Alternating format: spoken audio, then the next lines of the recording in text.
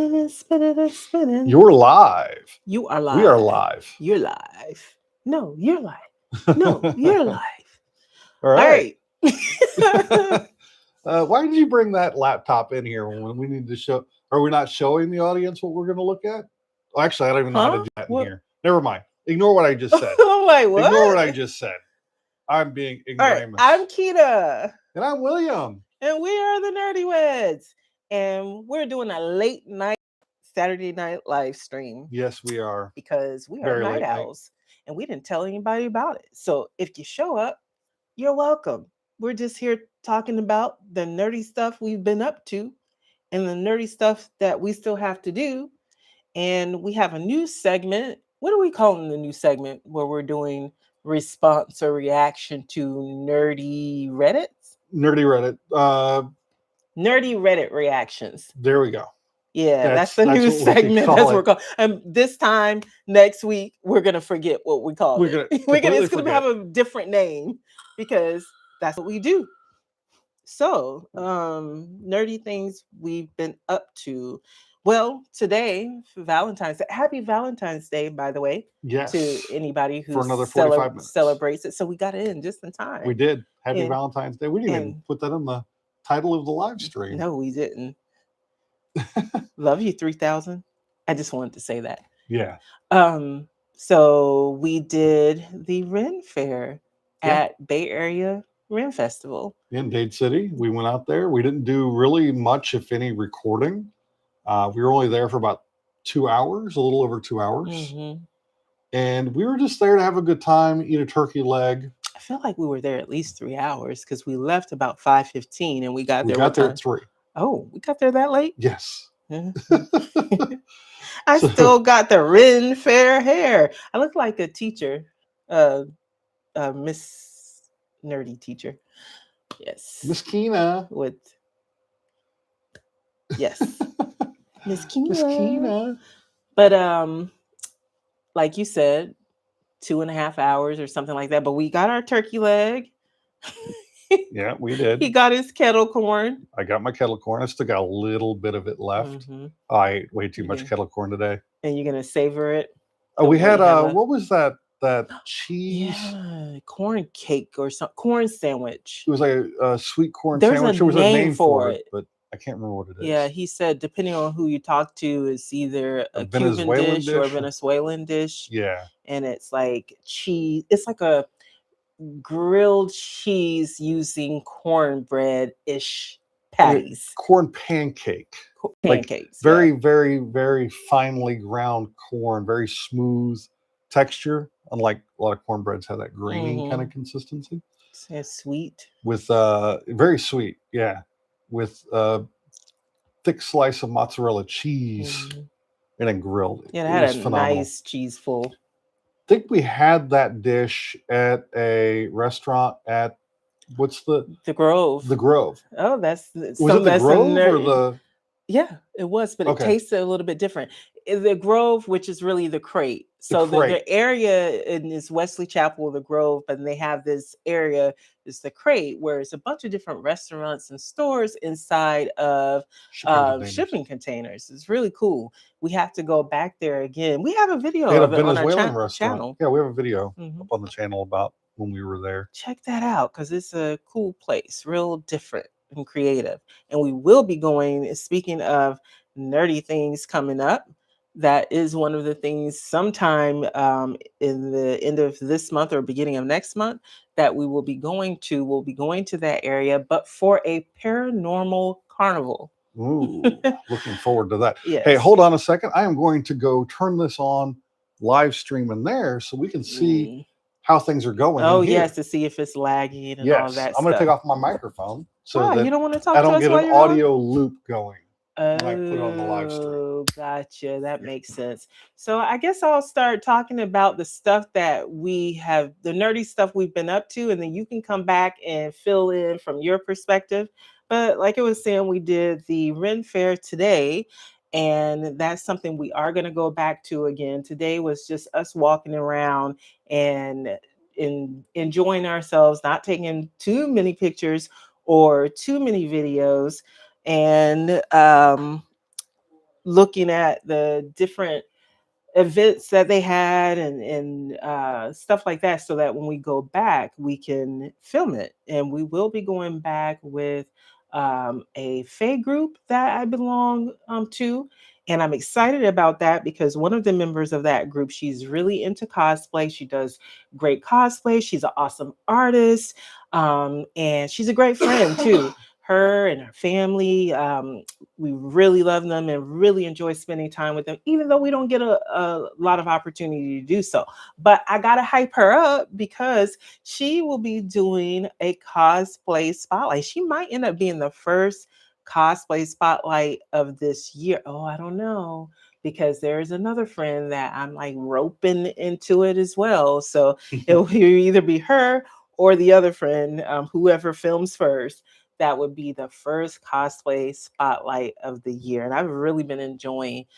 We've only got 2 on the channel, but we have more in the works, and I've really been enjoying doing those because it's very interesting to see people's like um, background of how they got into cosplay and why they continue to do it.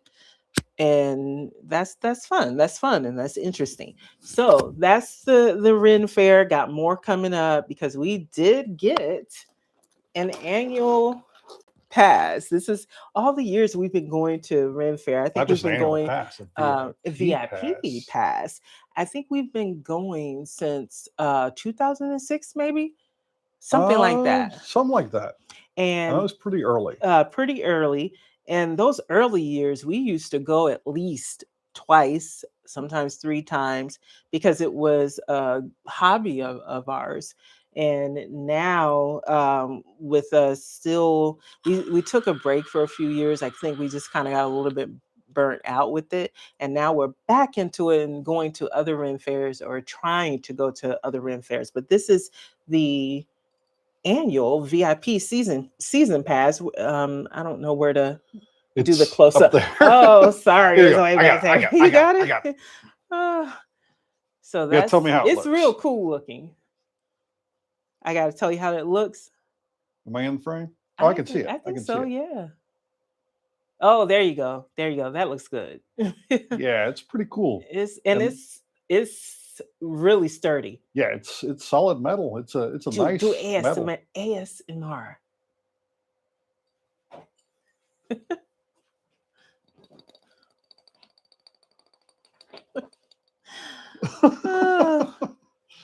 What's your friend's name that was on the last time we did live stream?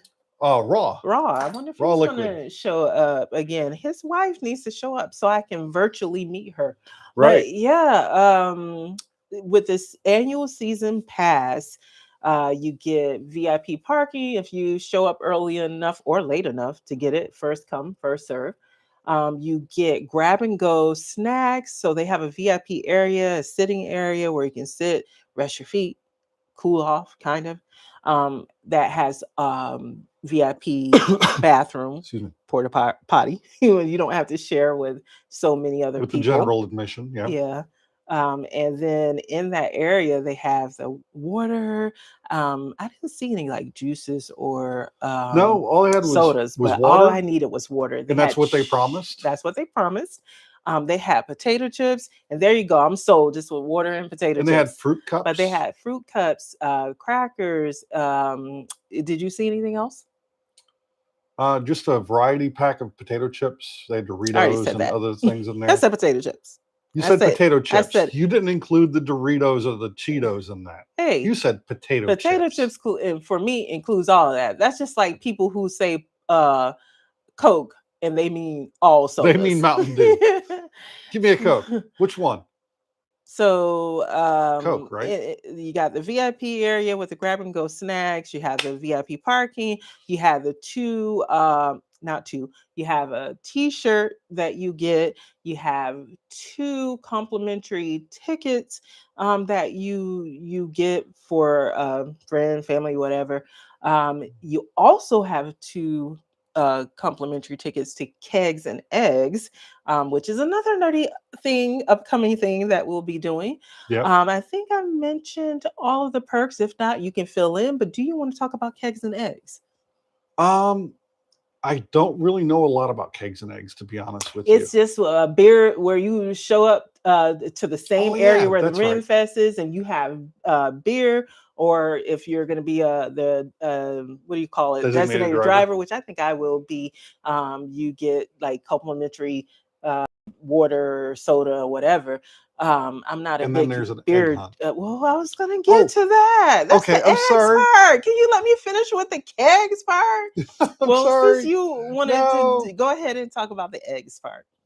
No, there are eggs hidden. This is an adult thing, obviously, with kegs and eggs. And she asked me to explain it. It completely slipped my mind that she'd already explained this to me a few weeks ago when we bought the tickets. So, well, you're supposed to be explaining the eggs part. So why are you going off on a tangent? No, go ahead.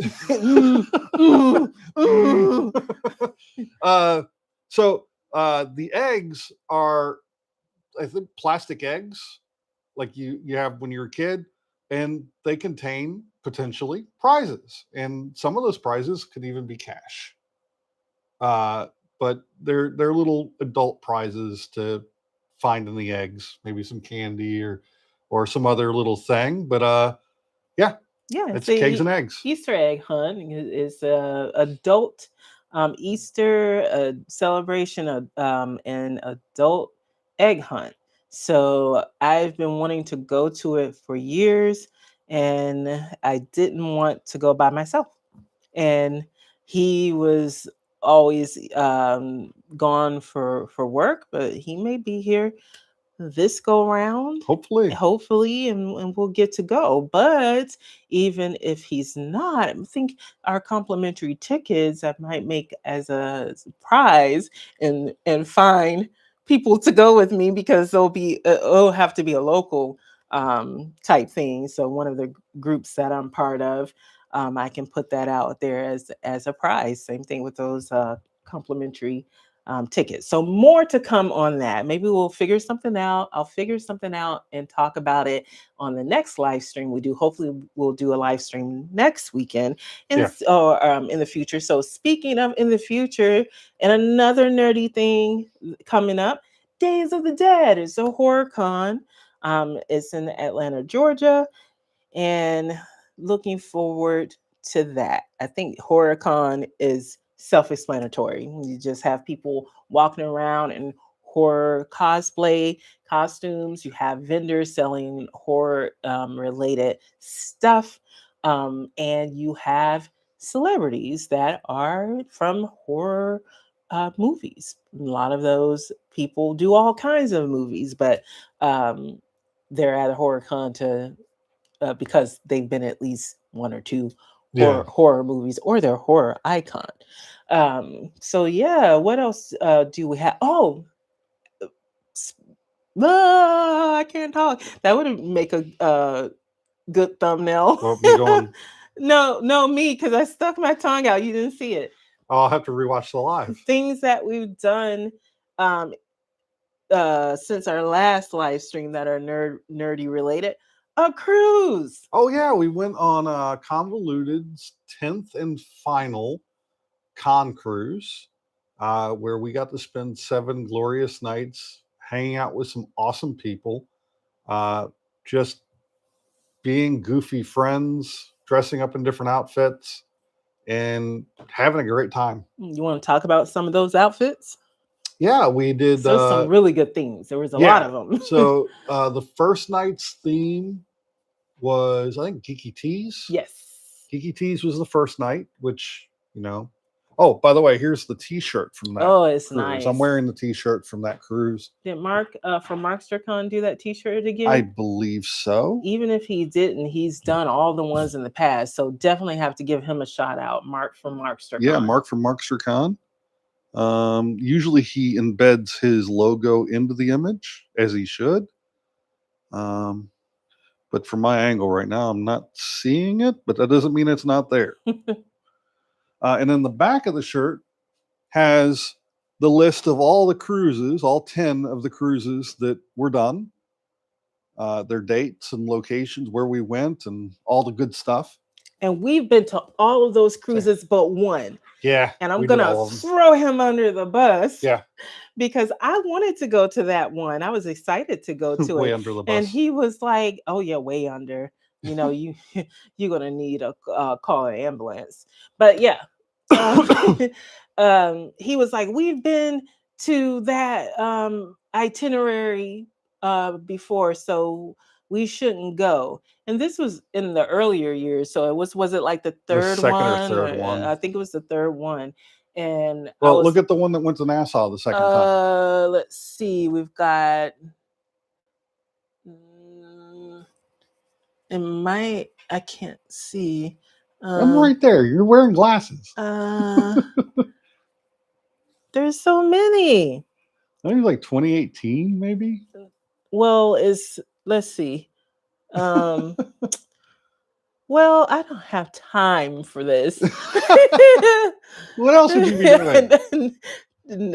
Nothing. Oh, was it the eighth one? No, we went to that one. Okay, so we Con ran. Cruise, we've got Jacksonville, Bahamas, and Nassau. That was the first one. The second one was New Orleans Yeah, we and went to that one. Cozumel. The third one was South Carolina, Princess Cay, and Nassau. So I was right. That It was was the the third third one. one. The third We one. did all that just for it to be that I was right. It was the This third time you were one. right. Whatever. And I'm Doesn't looking happen very looking often. at the laptop and really cameras up there. But Yeah.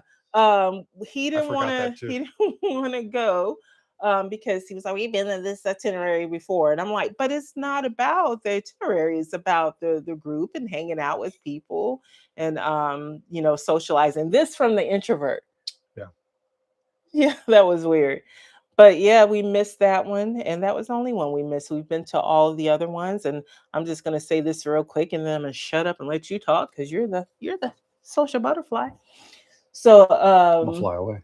fly, fly. Why are you gonna do that? Oh, Bye, bye, bye, Felicia. So yeah, what was I getting ready to say? Oh, I wanted to say that I'm sure they're gonna do other things. They've said they're gonna do other things, but it's not gonna be as formal and structured. It's just gonna be like we're cruising or we're traveling, doing all inclusive. If you guys want to show up, you can show up. Great. Book your stuff, show up. But I have to say the time and effort and everything that they put into it all these years to make sure people have a good time, to make sure that people are able to express themselves through cosplay, gaming, hanging out, all of those things it's really been it's been great. It's been special. And we've met so many people that we travel with now, we hang out, we go to conventions with and people that are really good and close friends, and we wouldn't have done that or been able to do that without this group, especially me, because I'm not as social as you. And even with these cruises, I kind of just post up in the corner and just people watch and just chill. And there's a lot of other people in the group that are that way too, and they'll come and sit and chill with you, and you talk and get to know each other. And next thing you know, after years showing up and hanging out, now you're friends. So it's just been a really great group to be a part of, and the work and the effort they put into it to make it fun and stress free, because they plan everything and you just show up. We just show up. Yeah, we just show so up, it's just have a been good time. And it was the biggest inspiration for us to go and do a very similar event, which is we haven't mentioned it yet. We're 19 minutes and 12 seconds into the live stream, and neither one of us has mentioned that we have our own group cruise. If you get on Facebook and look up Nerds on the High Seas 2.0 on Facebook, you will find our group page. It is public. You can join the page. There are all the links on there for finding out more information about the cruise, and more importantly, for booking the cruise. Come join us January 9th to the 16th on Virgin's Valiant Lady out of San Juan, Puerto Rico for a 7-night cruise where you can party with a bunch of nerds who party Mhm. like rock stars. And it's a great time. We had a great time on the first one. We're going to have a better time on this one because we know a little bit more about how we're Mhm. doing things. Now, that's not to say we screwed anything up. We didn't. But it was a learning experience for us being on the other side. We Mhm. just got them talking about convoluted. They, Jay and Christy, did an amazing job for 10 cruises to make sure that everybody was going to have a good time. And if you didn't have a good time, it was your own fault. But it's the same for our cruise that we have Mhm. coming up in January. We want everybody to join us and have a great time. Kina is the travel agent, so you can talk to the travel agent right now and live chat right now. Uh, and we'd love to have you join us. Just look up Nerds on the High Seas on Facebook. It's Nerds on the High Seas Group Cruise 2.0. Yeah. And that's how you know you're on the right page. Yep, join it. If you have any questions, you can ask us there. You can ask us here in the chat. We're happy to answer. Yeah. So, speaking of the group cruise, one of the events that we do on it is a Bridgerton themed high tea. And I really like it because I like Bridgerton. I like the show. I like, uh, the genre of books that it was inspired from. There's actually a book series that it was inspired by. I haven't read it. I may read it, but I do like that genre. So, very cool. And on our first group cruise, we did that high tea. We pay for the snacks that they give you and the tea. If you want alcohol, you have to pay for your own. Yep. We may have, and I'm not promising anything because it depends on what day we have the Bridgerton high tea, and if we have champagne or wine left over, we can maybe bring that to the high tea Right. and provide that to people. But that's a maybe. That's not a promise. The tea and the snacks, that is. But it went over very well, and I had a great time as well. So we're doing it again for the next group cruise, the 2.0. But the Ren Fair we went to today, being that it was Valentine's Day, I was like, it'd be fitting to do a romance theme type outfit. And Bridgerton, at the end of the day, is about romance. It's from romance book genre. So I wore my Bridgerton dress, the same one I wore on our first group cruise, and did the hair to kind of fit the dress, and wore my finally got a chance to carry my teapot purse and my Bridgerton inspired purse. It even says Diamond of the Season, and it's got the Queen Charlotte. I don't know what you call those, but this is Pendant?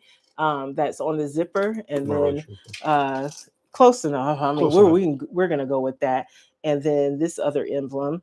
But that is it's very cool. It says Bridgerton right there, and the chain, and it's just nice. I just It's just, really you like got a it, and lot of compliments. I did. And this is one of the prizes I gave at the first Bridgerton high tea. So what we did there, we played the Bridgerton skinned.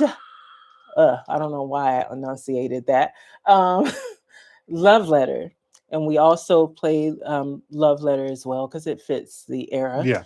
And the people who won those games, they did they get prizes? No, They we did. they won copies of the They game. won copies of the game, and then also we did A secret. what, A secret a cosplay secret contest. cosplay contest for those who showed up in theme. Now, with every event we have, you don't have to show up dressed up in No. the theme if you don't want to. And some people didn't, and no big deal. They still had a great time, and we had a great time with them there. But for those who did show up in costume to fit the theme, they were in a secret cosplay Yeah. contest. And the person who won, oh my gosh, her costume was so creative. She was, It wasn't even a Bridgerton themed yes, it costume. It was. was. She was the letter. She was the Because letter. in Bridgerton, they have the newsletter, the gossip newsletter, from Lady, is it Lady Whistled Out? No, yeah. Yes, I think so. And right now, you know how it is, especially as you get older, you know something, and right when you want to talk about it, it just goes right out your head. But anyway, she was the letter, and she had the shirt with the letter for that day, like what she was writing about. She also had audio associated with it, so the audio was playing while she was standing there with the Audiobook style. audiobook style. It was so cool. And she also had the newsletter. So she had the shirt, the actual newsletter. There's a different name for it. And it was about Society us. pages and the audiobook. And yes, it was about us. I don't know what I didn't plan to talk about this. So I would have had the paper here so I can show it to you guys because that was so cool. It So was so creative. so for the prizes, what I did was I just had them out and just had people pick their prize because I didn't know who was going to win. What it could be a guy, girl. It could be someone who's into purses or not into. What do you have? I had like the body wash, Bridgerton body wash and And tea hand set. and tea set. Could be someone who's into that or not, and then also copies of the game. So I just had that stuff sitting out, and first choice went to her since she was the big winner. Yeah. And of course, she chose the purse because it's so cool. Even if she didn't like it, I'm pretty sure she has someone in her life who would really like it, and this will be a cool gift to give to them or to keep. So lots of cool outfits, and hopefully they got some prizes that Yeah. they liked. So yeah, that was what I wore today, and people people like batteries running low already. People like Bridgerton. Let me see why the battery's low. Yeah, is it? It's plugged in. Oh, is it plugged into the wall? Oh, is it showing plug in? It is not. Ooh, so Uh-oh. he's gonna fix that. Hopefully, I can fix it before Hopefully it so. dies. You better hurry. Uh-oh. You better hurry. Oh, I still see. Did you get it? I think I got it. I think you did it. I Showing got a plug. Yay! Let's give him a hand. Nobody's in here, but if you show up, you see it on the replay, and you actually make it to this part, give us hand emoji in the comments. I saved it. Hercules. But yeah, people really like Bridgerton. I know it doesn't really fit the theme of a Ren fair, but it made me happy. It did. So I wore it. It did. It brought a lot of people joy. Time traveling. There was a lot of people who really loved your outfit, and you really wanted to know where this purse came from. Yeah, you had a few people wanting to know where that purse came from. And it comes from Hot Topic. I couldn't remember. I shop a lot at her. I knew it was Her Universe, but it was bought at one of the places that sell Her Universe. So I know Unique Vintage does. I was like Unique Vintage, and then I was like, or Forever 21, and I was like, I don't think it's Forever 21 because if I'm not mistaken, I think Forever 21 is gone now, but I could be wrong. But I knew it was a place that young people shop. Not me, I'm not young, but I did a search for a teapot purse, and the place I bought it from came up, and it was Hot Topic. But what were you gonna say? You were like you even had a mermaid talking trash about your outfit because she's like, you can't get me to dress like that, and for free, just walking around, We gotta go back and do a good job of filming the mermaid area because we filmed it last year, and I would love to film it again this year. They had a merman this year, about time, because mermen need to be represented because they're not usually at the Ren fairs, usually mermaids. So that was cool. That was really cool. So that was cool. and seeing more boot vendors for you. Even though Yeah. you didn't purchase boots, you have more options for when we go back. Yes. Definitely gonna get a pair of boots for my Boots. costume.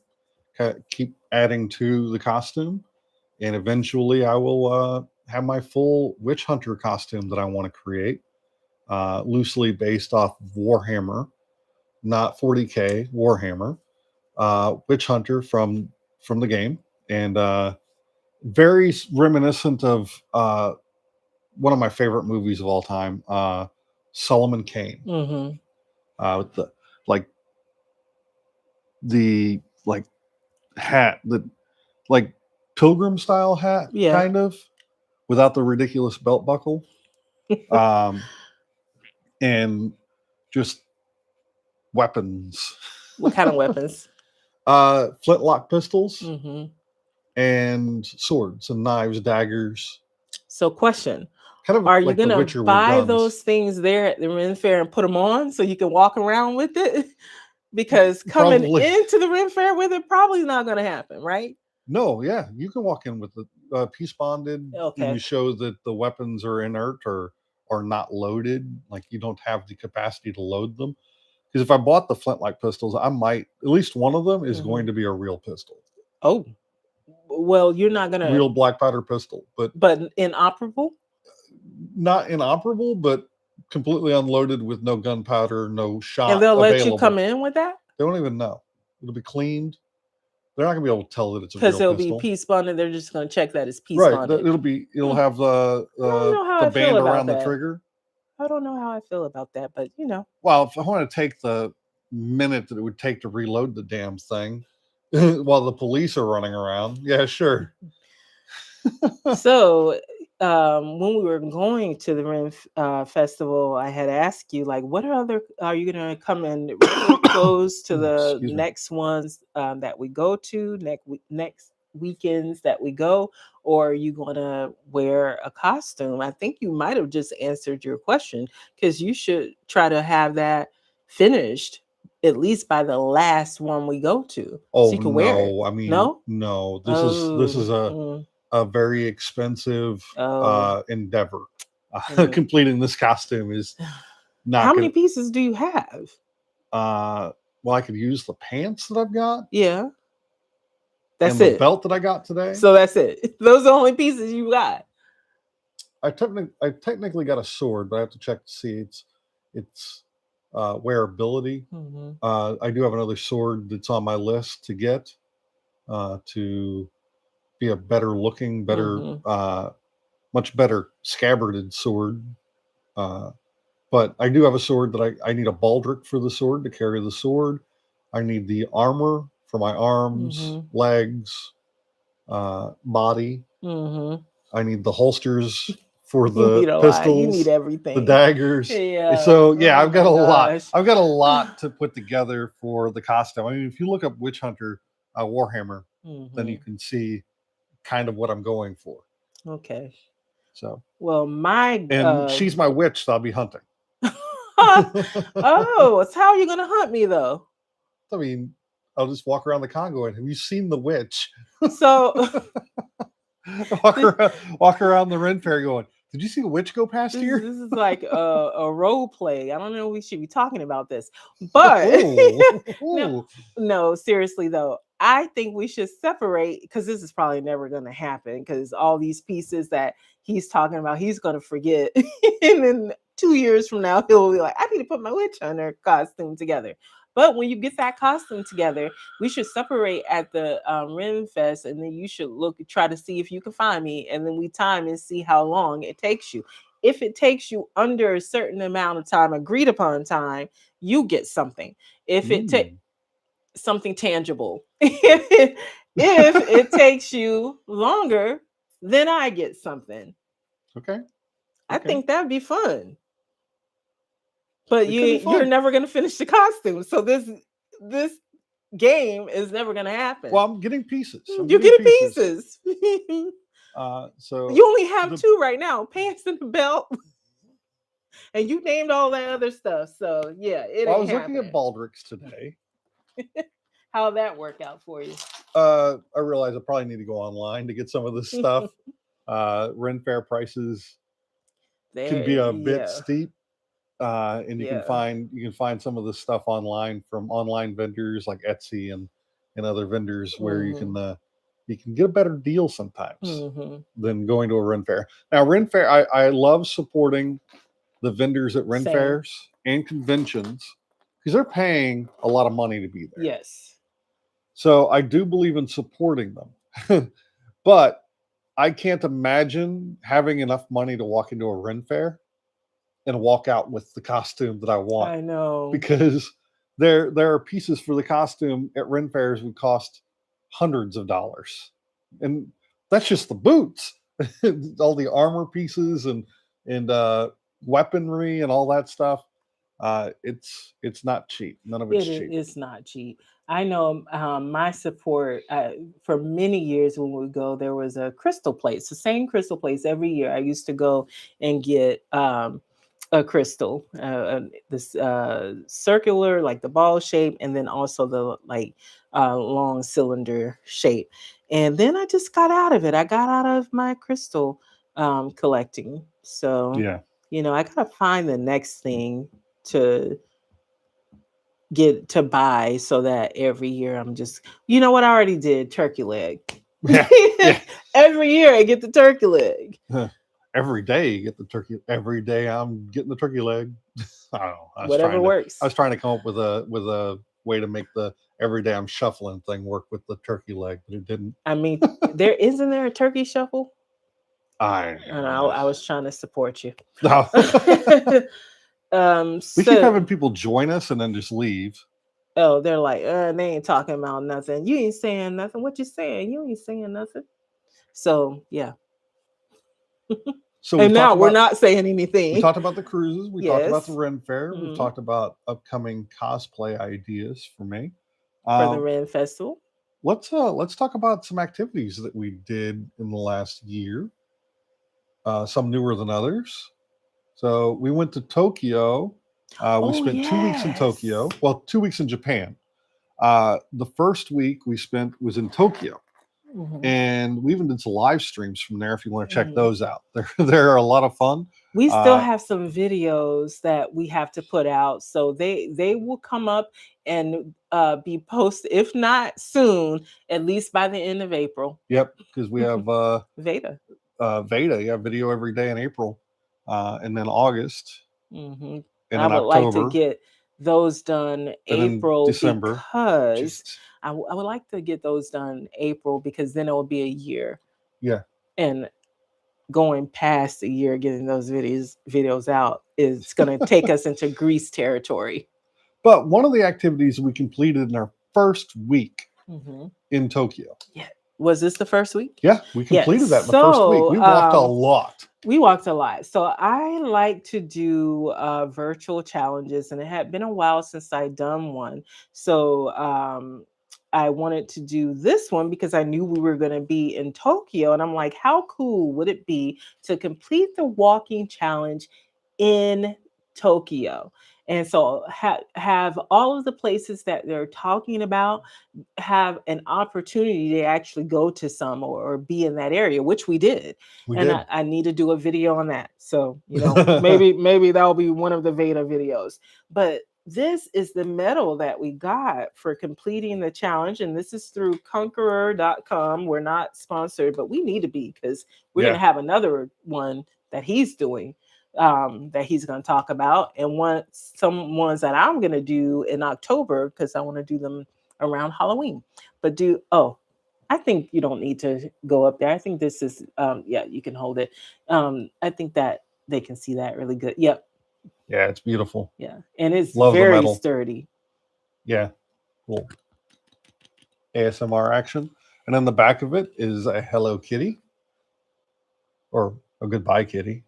The lady who That is was really cool. the lady who did Hello Kitty, she was like, no, I don't know. I think she created it and she was over it for like 46 years. She just retired. Oh, really? Yeah, so it's funny you're talking about Hello Kitty, Goodbye Kitty, because Well, that these are was the kitties that wave you goodbye after you pay for your food at a restaurant Mhm. or welcome you in. Depends who you ask, really. Yeah. And they've got a cat that's waving when you walk into the restaurant next to the cash register. Mhm. And the goodbye kitty is typically hidden. It's a black one. The white one is the one that's a hello, Mhm. and then the black one I think is a black one. It's symbolic of taking your money and wishing you a farewell. So there are two cats traditionally, but I don't know if a lot of restaurants even have the second cat, but it's usually hidden. But it's a beautiful medal. Uh, All right. Now going into mine, I started and I did it out of order. I I got the first medal of the uh, Two Towers, Lord of the Rings, Two Towers, Rohan Virtual Challenge, and Kina bought me all of the Lord of the Rings challenges, so I will be able to complete all of them. I'm on the second one now. I've already completed the first one I completed, which is like the first one of the second movie. So I've still gotta straighten that out. But here is there it is. there it went. It fell on Warhammer 40K, the role playing game. But here's the medal itself. This is the Rohan challenge, first of the Two Towers challenges. This was when the route that this one followed, because it follows a route in the movie, was when Aragorn, Legolas, and Gimli found uh, out that basically Gandalf was still alive, and so spoilers, he didn't die. And they find Merry and Pippin. They find out that Merry and Pippin are still alive. They didn't actually find Merry and Pippin.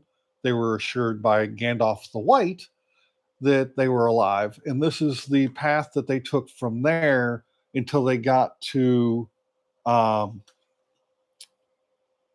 Helm's Deep. So Mhm. it follows the path they took all the way to Helm's Deep. And then this challenge ended at the Battle of Helm's Deep. So the current one, I've left the Shire and I'm on my way to the Prancing Pony because I don't know how to do things in order. In fact, I didn't even use the right code for that one. So I was supposed to use a code that got me not only the medal, but also the hanger that these all go on. That's the first code I was supposed to use, but I'm not good at following directions sometimes. So it's going to be the third code that I use instead of the first one. But I will get the hanger that supports all of the medals and it hangs on the wall and it's going to look really cool in the living room. But this is a Conquer challenge Mhm. and Conqueror. Conquer. Yeah.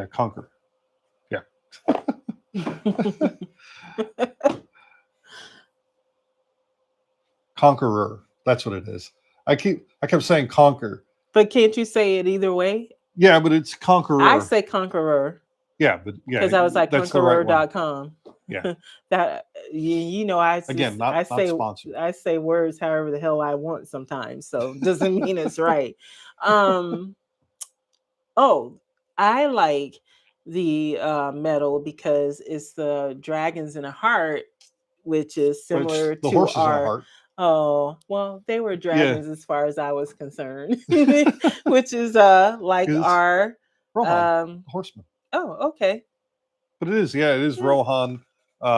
The Hey, how you doing, Melody?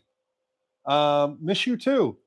Yeah, it's horses kind of forming a heart like our dragons. So Yes. yeah, it's cute. So for my purposes, it's going to be dragons, even though it's horses. So, oh, is it? Yes, it is. I was gonna say our melody, It and is she's our probably Melody. like, "What? How the heck am I y'all melody? Because you are." So, can I? She's my most favorite Melody. You do know more than one melody. I do. You don't. But I I just can't. wanted to mess with you. I just wanted to mess with you. So, we're doing my ASMR. ASMR. Yes. So Melody, how Laying in have bed. you Hey, been? Melody, I'm drinking Skittles. Gotta stay awake. Now I want some Skittles. Oh, geez. Oh, see what you started. Oh, So, no. so what else did you have? Because you were like talking about things, nerdy things that we did in the past year. Did you have anything else?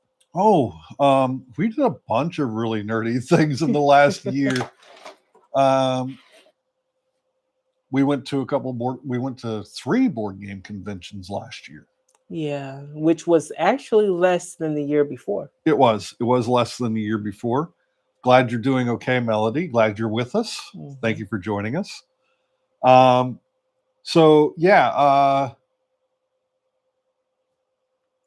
sorry, my brain just went. Okay, so you zip, want to zip. talk about your favorite one of those 3? Oh, of course. Game and Party Con, I think, is my favorite board game convention, period.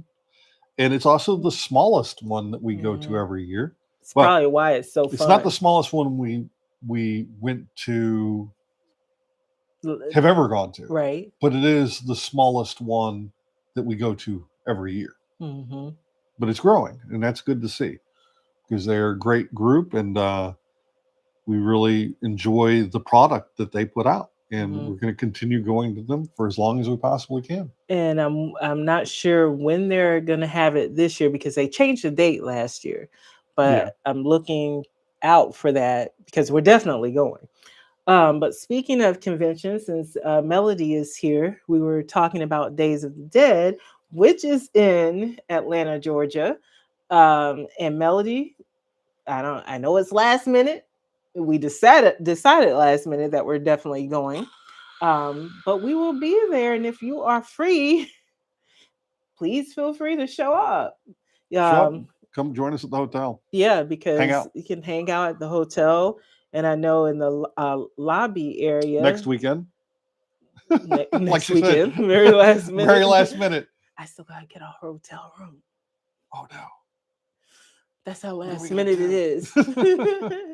Oh, now I need to get on it. It's at the Sheraton, right? Yes. Because it was at the Sheraton last year. So I think last year I did last minute too, and we were still able to get a room. So I think we're okay. I think we're even fine. if we can't get a room there, we can get a room nearby at the Hilton. Yes. Yeah, that's true. That's true. Yeah. But I would rather have it in the host hotel, so I can just stumble upstairs if I need to. Yeah. So yeah, we're gonna be doing that. The other 2 board game conventions we went to was Escape WinterCon, which we're going to miss in favor, because it's next week. It's actually in a few days. It starts in a few days. We're going to be missing Escape Winter, which is sad, but at the same time, we're going to Atlanta to hang out with some cool people and Melody. Melody, I can't hit him for you because we're on camera. can't give proof. No. So we're gonna miss that one this year because it starts Wednesday and goes till Sunday. I think it's Wednesday to Sunday. Yeah, Thursday to Sunday. I believe. Thursday. What? Oh Thursday? No, you're right. It is Wednesday to Sunday, right? Escape Winter. You're talking about Escape Winter. Yes. Yeah. So we technically could go. We technically could go. We could go man, but they don't do day passes. They do the whole weekend. Yeah, and that would be a lot of money to pay just to go 1 day or 2 days. Yeah, it's not cheap. No, so we can't. She says, "Wait till the camera is off." See, she will. She will beat me when the camera is off. I do. I would never do that. I'm a lady. Such an effing lady. Yeah, see, I even have the teapot to You even have a teapot. Yep. So, the other board game convention we went to was Dice Tower, which is the biggest board game convention we attended. Gen Con is on our list, though. Yes. We are definitely going to do Gen Con. I don't know when we're going to do Gen Con. Yeah. But definitely going to do Gen Con. So this year we're missing Escape Winter, and this will be our first year missing it since they started having it. Right. And then we're also missing Dice Tower, but it's for a good reason. And Melody knows that reason. Yes. Oh yeah. We are going to be on a cruise ship going to Yeah, Alaska that's gonna for be that one. nice. So we're going to actually Hmm. miss two of the three conventions we attended Hmm. the last few years. Yeah. And that one's not a group cruise. It's more of a come sell with us. We're selling during this time. If you guys are free, come sell with us. And a lot of people are selling with us. A lot of people are sailing with us. We could have made it a group cruise, but we don't want to well, put forth that much effort well, we didn't. I didn't know that many people would want to to go all the go. way to Seattle to get on a cruise ship to sail off to Alaska. No, yeah, I can imagine a lot of people want to go. but Didn't know a lot but of it's people would over. actually do it. That's what I meant. Yeah, because Yeah, it's over 4th of July, and a lot of people already have their 4th of July spoken for. So I didn't know, yeah. but I So can't wait because it's going to be really beautiful. I'm looking forward to that. I am too. Mhm. I am too. Definitely looking forward to Alaska. It's going to be an amazing trip on Virgin Voyages, which is basically right now, and for the foreseeable future, is going to be the Nerdyweds home base, Yes. basically, as far as cruise lines. Mhm. I don't foresee myself ever attending another Carnival cruise, not without like really good reason. Mhm. Just not a fan of the Carnival product. I was a fan of the group that we were part of, Mhm. and that group has stopped doing the cruises. So, Mhm. But you never know you know, because with the competition, the cruise lines change all the time and true, they true. adapt to what other cruise lines are doing. Market forces. The case in point is Carnival did late last year they did adults only cruise, and yeah, they put it out only to their casino customers, and it sold out like that because I got an invite, but by the time I went and looked it up, it was It was all already sold gone. out, it was gone. And so far I haven't seen a lot of response, but the response I have seen was positive. So you never know. They might end up doing a adult only product, and it might be good. It could be. Could It be. could be good. The kids, there were only a couple times where the kids even bothered me on this last cruise. So the kids don't have really much to do with my carnival. Melody goes, yay. Yay. But yeah, the kids really weren't a factor for this last cruise for me. It was more of just The- Carnival's a lack of attention to detail. mhm. Uh, and I just feel like they don't care as Um, much. I I really feel like it might be the ship. It might be sometimes we're on at a time where they're training people because we're going on I won't say off season, but less busy time. Yeah. And I felt that on this cruise, more so than any past ones we've been on. Every single time I was at the bar, the service was so slow. And normally I don't like having the drink package because I feel like I'm forced to drink more than I normally would because I have to get my money's worth because Carnival makes me get the drink package because you're getting it. Yeah. But I was sitting there like, even if I want to try to get the 15, I'll never be able to get it because it's taking them so long to get me the drink that I ordered, and then you have to wait. Is it 10 minutes before ordering 5 minutes, the? 10 minutes, something like that. I think they told me 10 minutes, so maybe they went up. Maybe it used to be It five used to be minutes. They five. went up, and so they went up on that time. And then they already take a long time to get you the drink. I'm thinking I was literally sitting there half an hour just to get someone to even acknowledge me, and it was bad. The service was Yeah, it really was. bad. And then some of the bartenders would make drinks and they were lousy, just terrible. Like they didn't know what the hell they were doing. And I even gave back the first drink the guy gave me. It was an old fashioned, and it was non it wasn't palatable. I could not drink it. I I so I made him redo it, and it was the second one was just good enough where I could Hmm. drink it down, and I never bought another drink from that bartender again. I didn't even trust him to pour me a neat pour. And that's a different guy from one of our friends who had a problem with another bartender who was just like, oh, I can't make that. Or, oh, we don't have that. And not even looking to see if they could get whatever they didn't have. And I had a similar experience with one of the bartenders. She misheard me somehow. I ordered a drink and somehow she heard water. And she was like, we don't have any water.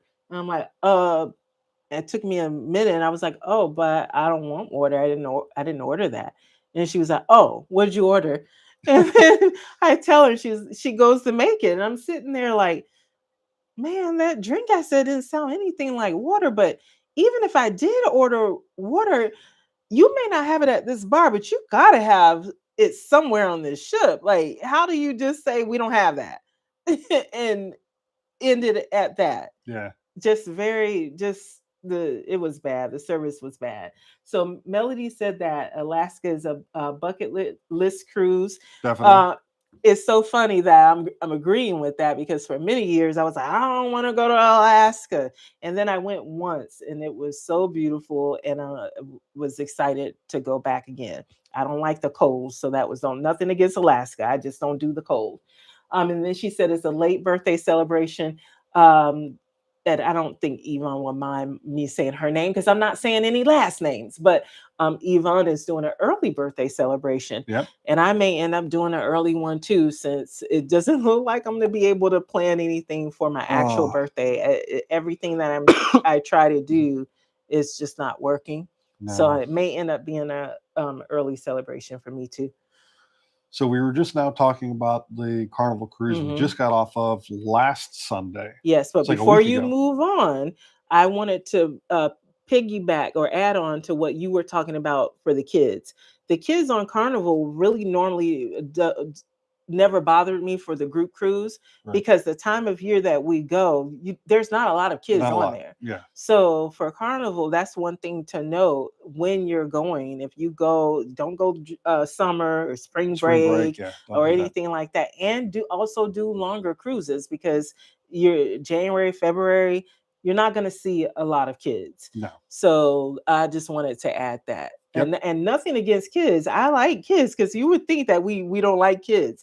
But if I'm not cruising with my family with their kids, I don't really want to cruise with somebody else's kids. And then what if I do I start drinking? I don't want to act a fool in front of kids. Yeah. So that's the reason why I'm like, I prefer adult only cruises. So I'm done. What were you going to say? No, yeah. What I was going to say, talking about the late birthday celebration and Yvonne, the January cruise that we are doing is actually my birthday falls right in the middle of that cruise. So it is also a birthday celebration for me. So the cruise we're doing, Virgin Voyages, Valiant Lady, January 9th to the 16th, group cruise. Look up Nerds on the High Seas 2.0. Well, Nerds on the High Seas group cruise 2.0.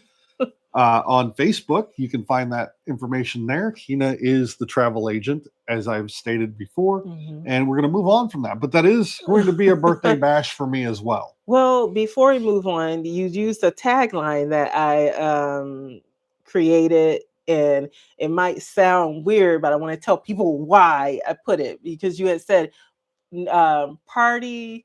I did say that earlier. Nerds who party like rock stars. The reason we said that is because we're going to be in a rock star suite for the group cruise. We're not going to be in a rock star suite. We're going to be in a rock star suite that happens to be the mega rock star, and it is going to be in the massive suite. The massive but suite. That is still rock star. Which is a mega rock star suite. I didn't have room to put all of that on the card. Why do you have to be so contentious all the time? Party like mega rock stars. You didn't say that earlier when you used the tagline. No, I used the tagline as you Melody, put it on I the don't card. know if you're still here, but see, he's at tick.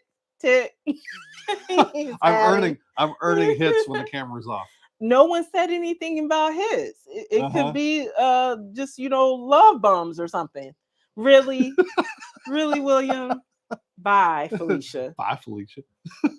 So now you can move on. Because you said you were moving on. So what? Oh, we obviously we did Dragon Con last year as well. We do that every year. Every year. Uh, I even count the pandemic year because I sat in this room at this I did computer too. watching the I did live too. stream, drinking. In fact, I didn't bring a glass, but I have whiskey. And your water bottle isn't empty because I was like, you could just pour it in that. But yeah, you've got I have, nothing. Oh, I are have these? Oh no, those are cup about a third holders. of a bottle of Blanton's here I could be drinking on right now. Just. No, I'm kidding. I'm kidding. I'm kidding. Um. No, So leave that speaking away. of Dragon Con, that is where isn't that where we met Melody's Boo? Yes, That Dragon Con, we met Melody's Boo. Seems like a great guy, and can't wait to get to know him. yeah, because he's going to be on He's the going to be Alaska on the cruise. Alaska cruise as Yeah. well. We're looking forward to that. Mm-hmm. But Anybody will Dragon, put up with her. I don't know if Love that's you, a Melody. if she's still here. I don't know if that's another tick. I don't Oh, it probably know. is. But Dragon Con, I did some cosplay. Dragon Con was fun, and we never did our wrap up of it. Yeah. But it was really fun because I had a friend that one of my long term friends that I've known like over 20 years who's not into cosplay conventions or anything like that. She actually came and she did like came early on Saturday, stayed late Saturday night with me. And I'm a night owl, but she's not really a night owl. And it was a lot of fun. It was a lot of fun to have someone who is not really into that type of thing, but is a good enough friend with you that they want to experience something that you're into. They and and because of that, I'm not really into sports, but I told her I was like, I'll go to a football Excuse me. sports ball game with you. Because that really meant a lot to me because I got to experience that with a really great friend, but then I also got to experience it through the eyes of someone who's never done it, and Yeah. it just gives a new life to something you've been doing for years. Because we've been going to Dragon Con since what 2010. 2010. Yeah. So sometimes it can get a little bit stale, and you can forget the things that you love about it until you try something different at the convention that you Yeah. don't normally do, or you experience it through the eyes of other people. And in the last few years, I've been almost saying I'm not coming back because the crowd keeps growing and it's just too many people. I have anxiety attacks and I spend so much time in the room. And I'm Yeah. like, I'm spending all of this money just to stay in the room. I can do that at home, and I can watch the panels at home. I don't need to come to the convention to do that. So it's just really nice just to see a different perspective. I even did more cosplay last year than I've done in recent years. It was the 40th anniversary of Clueless. So I did Dion. I did my Marriott Carpet cheerleader. I'm sure I did some other stuff, but those two were the highlights. Ooh, I see you're doing some typing. What you got? What you got? uh, thank What'd you. she say? She said, "Will you know I pray for Kina having to deal with you?" And she did a little wink eye emoji. See, she feels my pain. What'd you write? I poorly wrote. If you have any questions or just want to say hi, comment here. Hit the like button while you're at it. You oh you did. I was gonna say you could have said that out loud, but you just did because you read it. So what you got? You Well, it were also talking counts about as a comment. it does. It counts as a comment. We Yeah, want the comments and the likes, please. that's true. So Dragon Con, what you got? Dragon Con, And Melody, you can talk about your experience with Dragon Con too, because you're also a long time attendee, and she's been around. She's been around when I've had some panic attacks, and she's come to the room and hung out.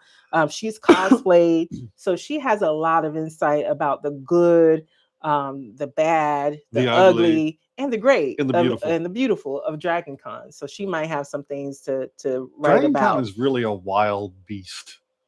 Mhm. I tell people all the time, Dragon Con is whatever kind of convention you want to attend. Mm-hmm. It's not like a lot of other conventions where, the focus is more narrowed. The panel selections are fairly limited.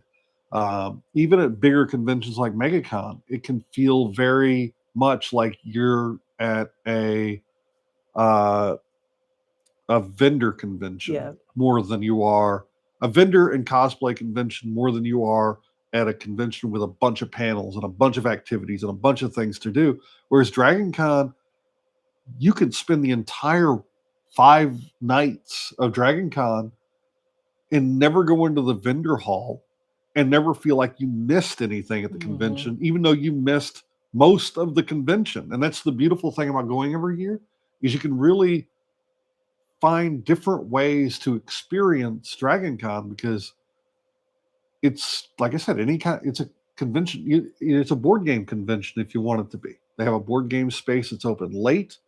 It's a role playing convention if you want it to be. It's a celebrity autograph convention because you Mm-hmm. can spend the entire week and not get Yeah. everybody's autograph. You can spend a lot of money and wait in a lot of lines, but you can get every single autograph. And they have like 100 celebrity guests or something like that every year. What was your favorite celebrity you met at Dragon Con? At Dragon Con, period? Period. Who? Period. Pooh. It's kind of, I've had so many great celebrity encounters at Dragon Con, but my favorite was an unexpected one. The Walking Dead just finished its season wrap, Mm-hmm. and Greg Nicotero said, I've heard about this thing called Dragon Con. I know of some guys that are going. He made contact with them. And he just showed up and hung out. He didn't have a pass, so he couldn't get into the hotel. He was there unofficially. They just finished shooting for the day, and he came and spent the entire night. We were out there until the sun came up, drinking, smoking, partying with Greg Nicotero, just all night long, out behind the Marriott Hotel, just all night long. And it was one of the most surreal experiences I've had at Dragon Con. Mm-hmm. We've had a lot of those experiences at other conventions, but Dragon Con, we haven't really not so much at Dragon Con because, like you said, it's so massive. The celebrities are all spread out. Even in the hotels, you have some that stay in different hotels, so they're not all like in one area. So it's rare to get moments like that. Yeah. So that's a good one. And I've never had a moment like that at Dragon Con, I don't think.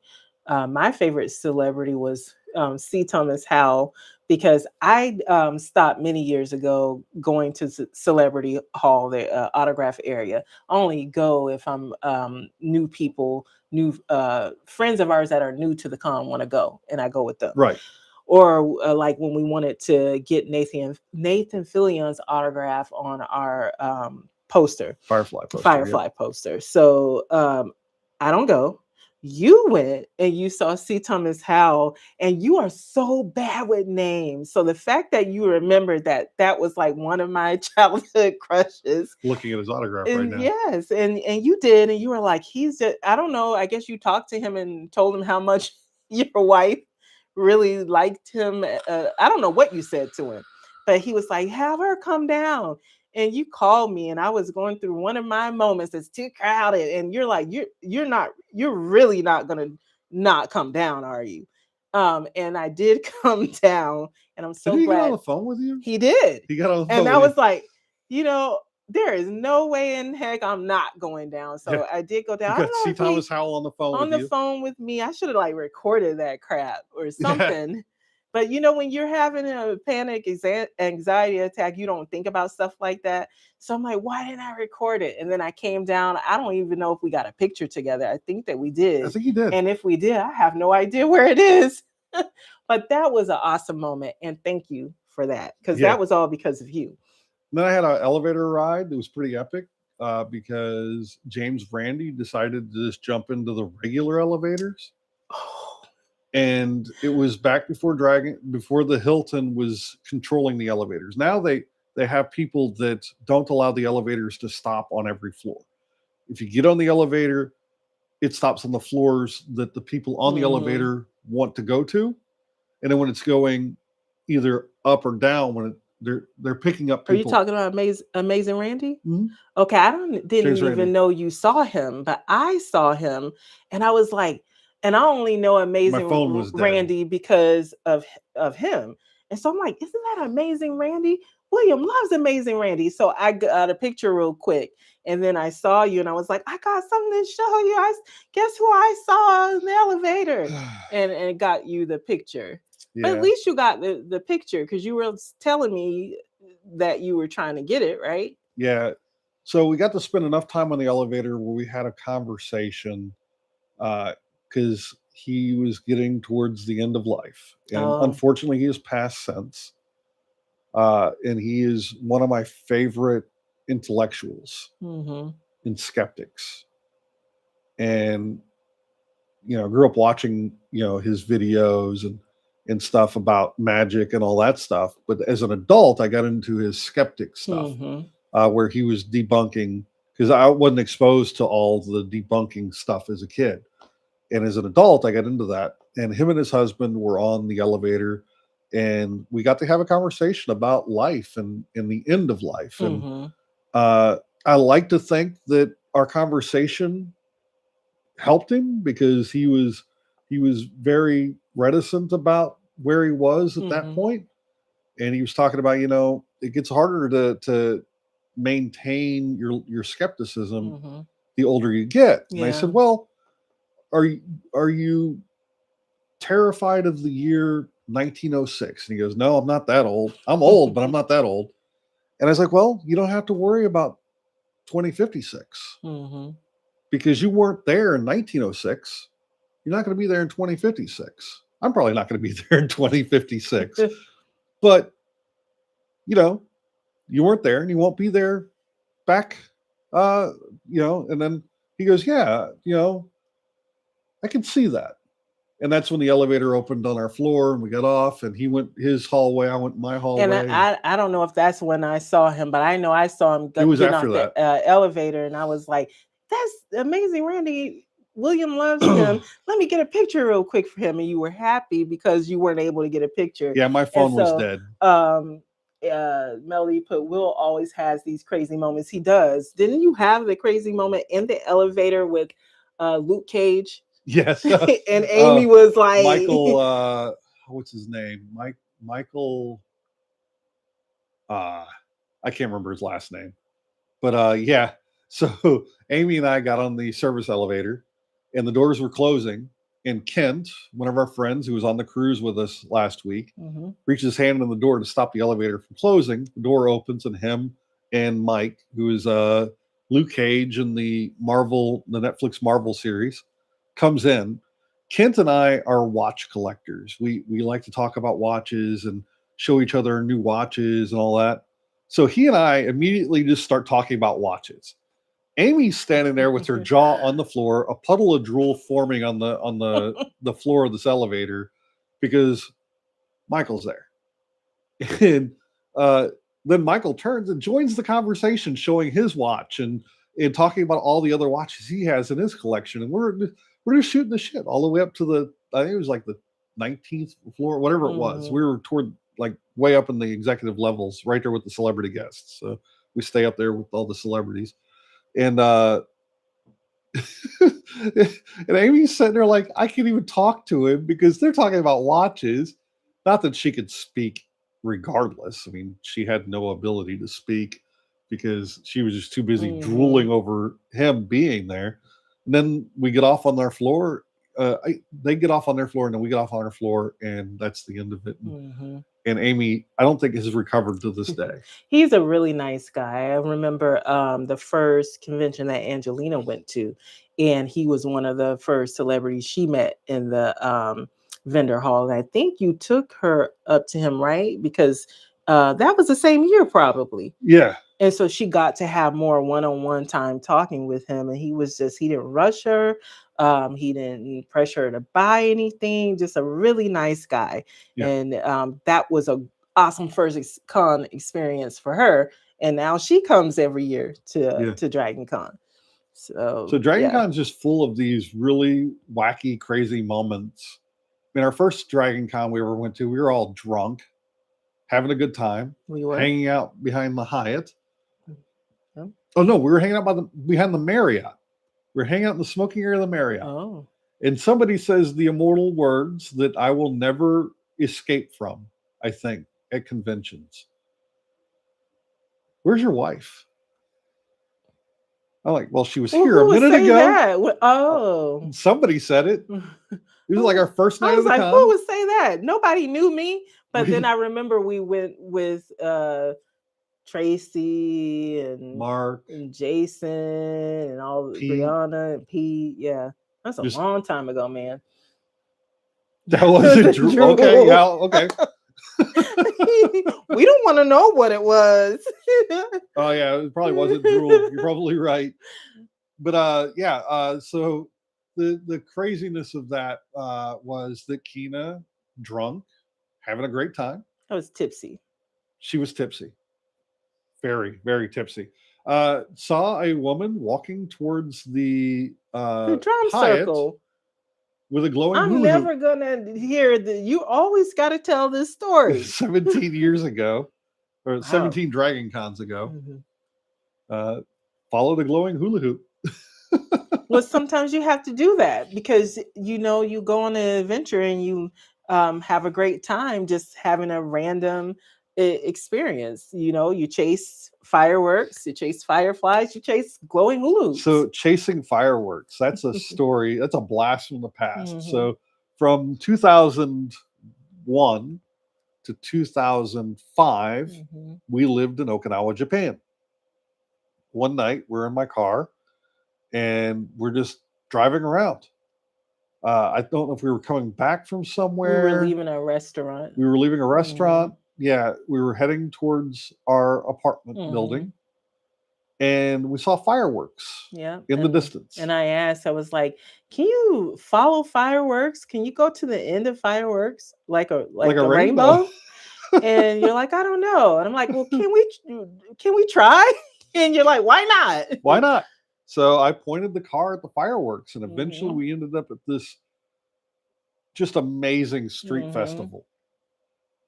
And ever since then, we had an amazing time. Mhm. We ate a bunch of yakitoris Mhm.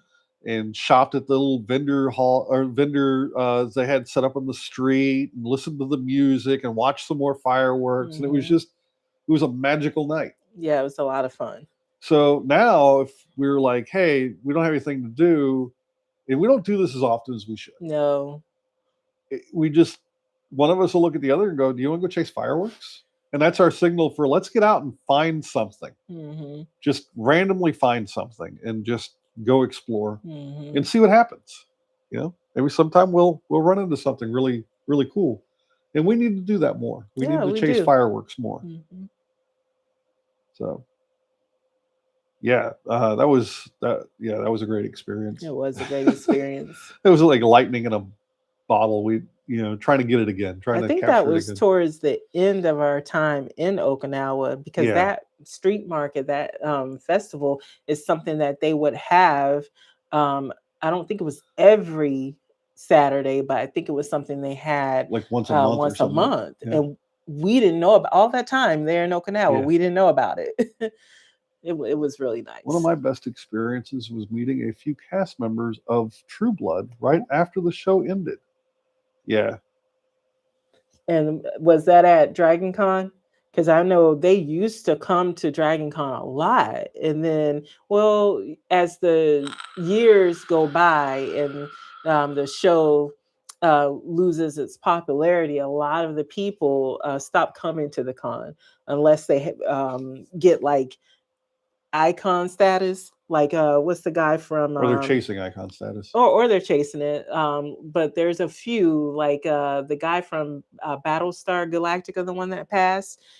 He would come a lot, and Lou for how do you say his Lou last name? Ferrigno. Yeah, it would come a lot because those people become staples at the con. But yeah, I remember meeting. I think the what was her name? The one that played. Um, dang it! So that's how it is when it goes by so long, you forget the name. But I think she played Tara. I think that was her name. She was so nice. Was she? Yeah, I got a picture with her. I wasn't asking for a picture. We were there. I think I got her autograph, or maybe we were just talking. And she was like, "We want to get a picture." I'm like, "Oh yeah, just really nice." But I I don't remember who it know. was that came out and was talking to us. We were setting up for Blood on the Clock Tower one night. Mhm. It was me and a couple other people. I can't remember which. It was one of the celebrity At Dragon guests at Con. Dragon Con. Yeah. He's come out and started talking to us about the game. We invited him to play the game, but he's like, "Nah, I got to go turn in. It's really late. I got to get up and go to my booth." I'm trying to remember who it was. For the life of me, I can't remember. It'll come to you once we're done with this, and you're And of like, course, it "Oh, will. now I remember."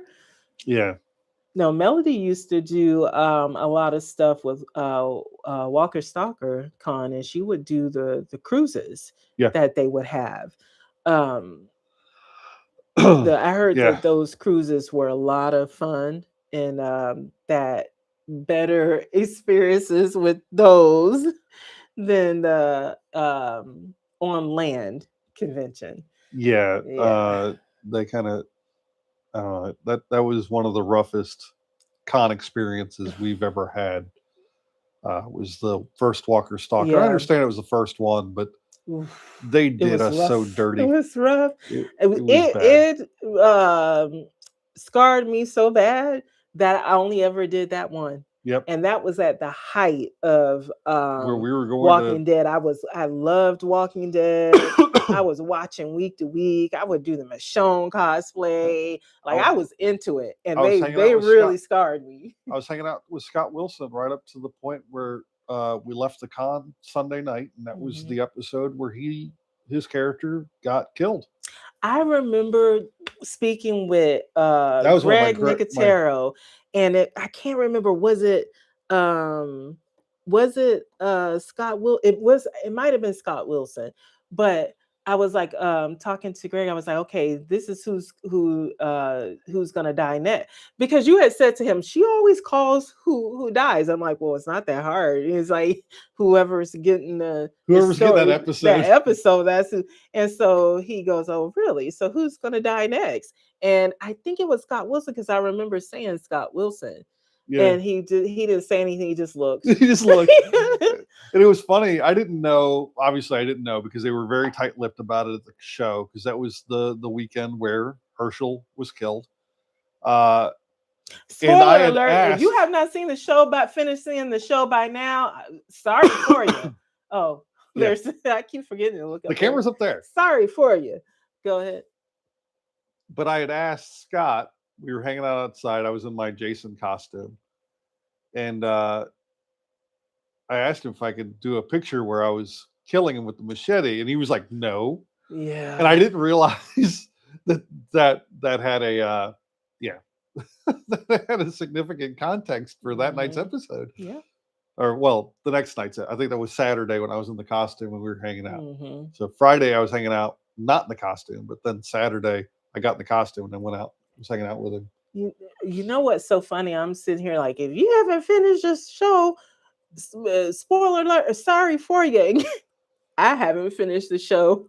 Oh no. Now, see, I hung on past, Glenn, even though they teased us, and I didn't have a problem. I didn't want him to die, and I didn't have a spoiler alert. This is, we're talking about, Walking Dead. If you don't want to hear this part, don't watch. No. Leave for a few minutes and come back. Don't leave. You stay with us. Stay with us. Who Stay. Don't cares? go nowhere. If you haven't seen it by now, you're probably not watching it. But with Glenn, in the comic books, we know what happens. So we were all expecting it. Well, most of us, we were expecting it on the show, whether we wanted it or not. It was the tease. So y'all let him live, only to come back a few episodes later and kill him off, but brutally do so. And I hung on past all of that. That's when you stopped watching. You were just like done. And I was surprised by that, but you were done.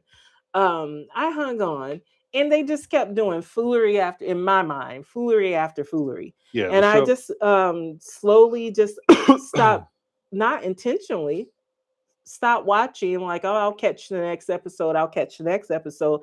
And I just eventually never caught the next episode. Now, I do plan to go back and finish the series, just, you know, because I have to, because I spent so many years watching it. I have to, know how they ended it. And I do plan to watch the spin-offs. I watched some of Fear of the Walking Dead. I think I watched like the first 2 seasons. It really didn't No. grab me. But I do think I want to go back and finish it, because some people I know said, oh, it got better and they liked it. But yeah, I'll watch all of the spin-offs. I'll finish all of them It's funny. The eventually. Walking Dead and Night of the Living Dead, they're all based on zombie Hmm. encounter. Now, Night of the Living Dead makes sense. The original Night of the Living Dead makes sense. You have a group of people who are in the middle of a miniature zombie apocalypse. It's not like a nationwide thing. It's a very localized thing. Hmm. They don't have a lot of weaponry. They don't have a lot of people. They are in fear because they're being attacked by a horde of the undead, and they're inside of a farmhouse. And if you haven't seen the movie, I'm sorry, it's from 1968 or something. Like, Yeah. it's a crazy long time. But they survive. One survives the night to only not survive the day. Ugh, What a brutal that freaking. was so well written, and that gets me every time. Just even thinking about it, like, dang, you survive all that, and it really is the humans that you have to be concerned about. So in that context, where you are surrounded, you're right next to a cemetery, all the dead have come alive from the cemetery and are moving through and surrounding your little farmhouse, and you have no way of getting out of it. That kind of zombie apocalypse makes sense. As far as a worldwide zombie apocalypse, there's no way that those zombies would have any impact. Except The Walking Dead shows that a minor inconvenience could be the end of our world. A minor inconvenience. Because those zombies are literally a minor inconvenience. They're shambling along. They have no sense. They don't move fast. They're easy to kill.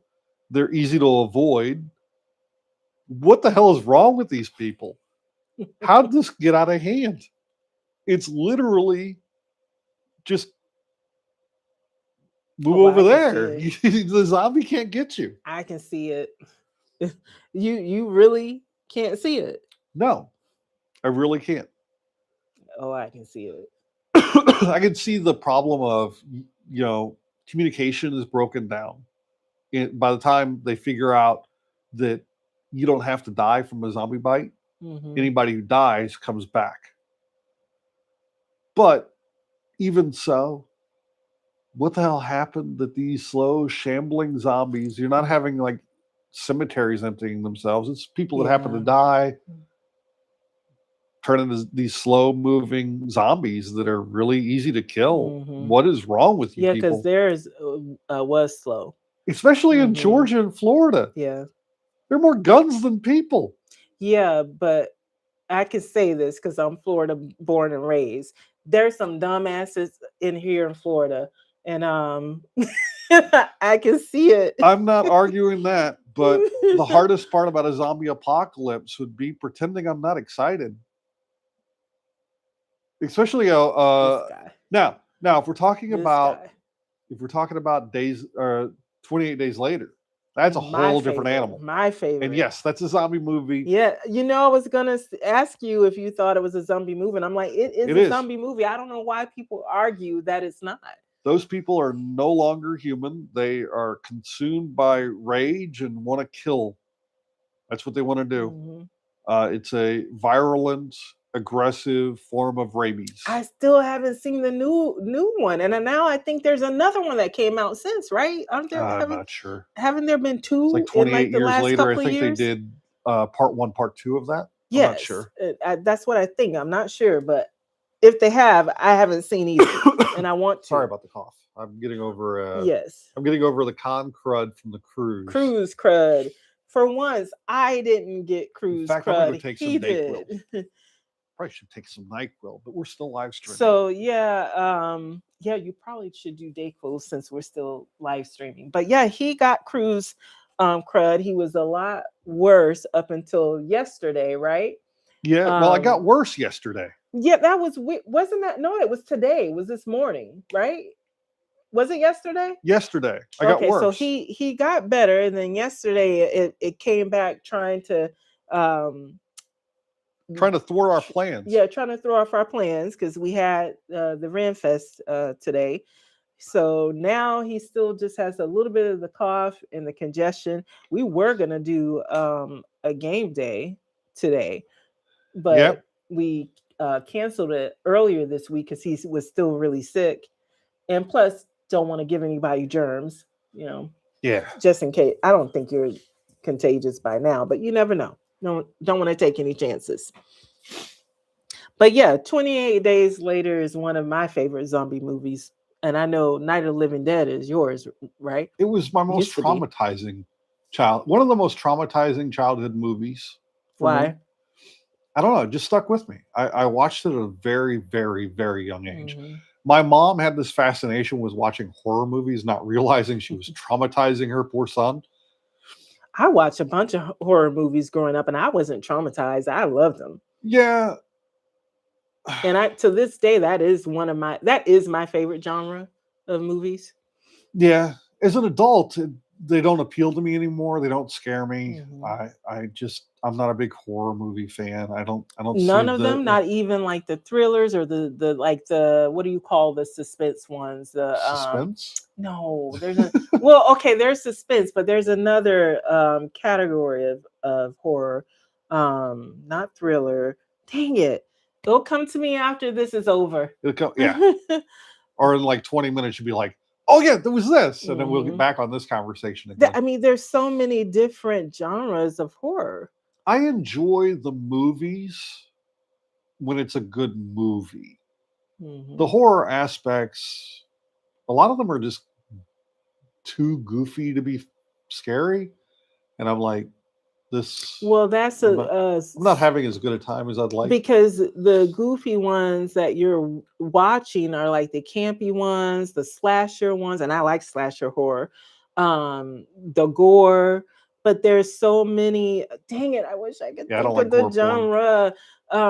There's so many ones that make you think too, and they're horror, but they have elements of other genres in them as well. Right. So one of the things that I kind of regret with my aversion to, especially gore porn, mm-hmm. I don't, I think I watched one of the Hostel movies, mm-hmm. like way after it lost its popularity. But my aversion to that actually was I did a disservice to myself, mm-hmm. and to you, because it took us a lot longer to watch Repo of the Genetic Opera than it would have if they didn't wrongly, mistakenly label it as a horror movie. It's not. It's kind of a horror movie. It kind of is, though. It is, but it's not like what it was portrayed to be. That's another reason why I like conventions, because I didn't know you knew about. That was also another great celebrity encounter was Terrence Zudnik, sitting out there talking to him at our first Spooky. I was sitting on a park bench talking to him. And he used to come to Spooky Empire all the time. He came Dragon Con a couple times. And he deals with anxiety or something like that. He really bad. Because he hasn't been back in years. I don't know if mentally he was in rough shape last time I saw him. I don't know if he still even goes to conventions, but that is one of the things that I like about conventions, is that you learn about different books, different movies that you might not have known about, because I didn't know you knew anything about Repo Genetic Opera before Spooky Empire, but that's where I learned about it. And they were doing shadow casts of it.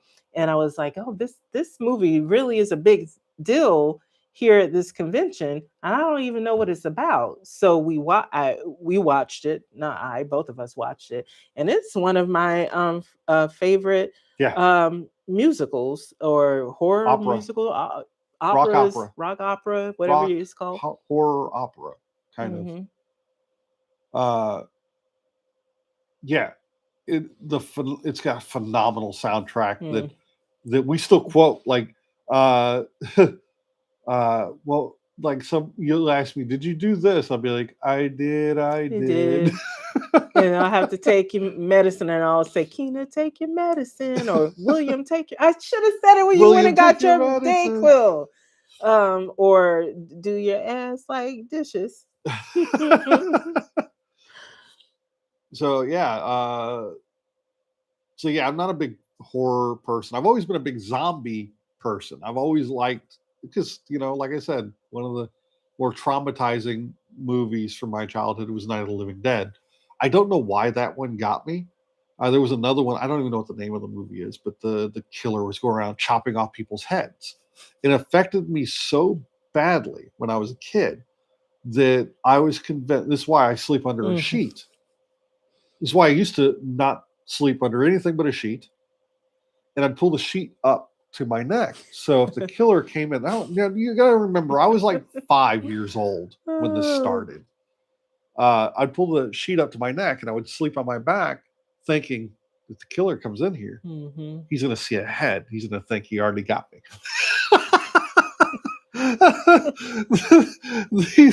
the internal workings of a 5-year-old mind. But I spent a long time, like the first, like a decade after that, sleeping under a sheet on my back, just like that. Hey, no judgment. The trauma was real, I guess.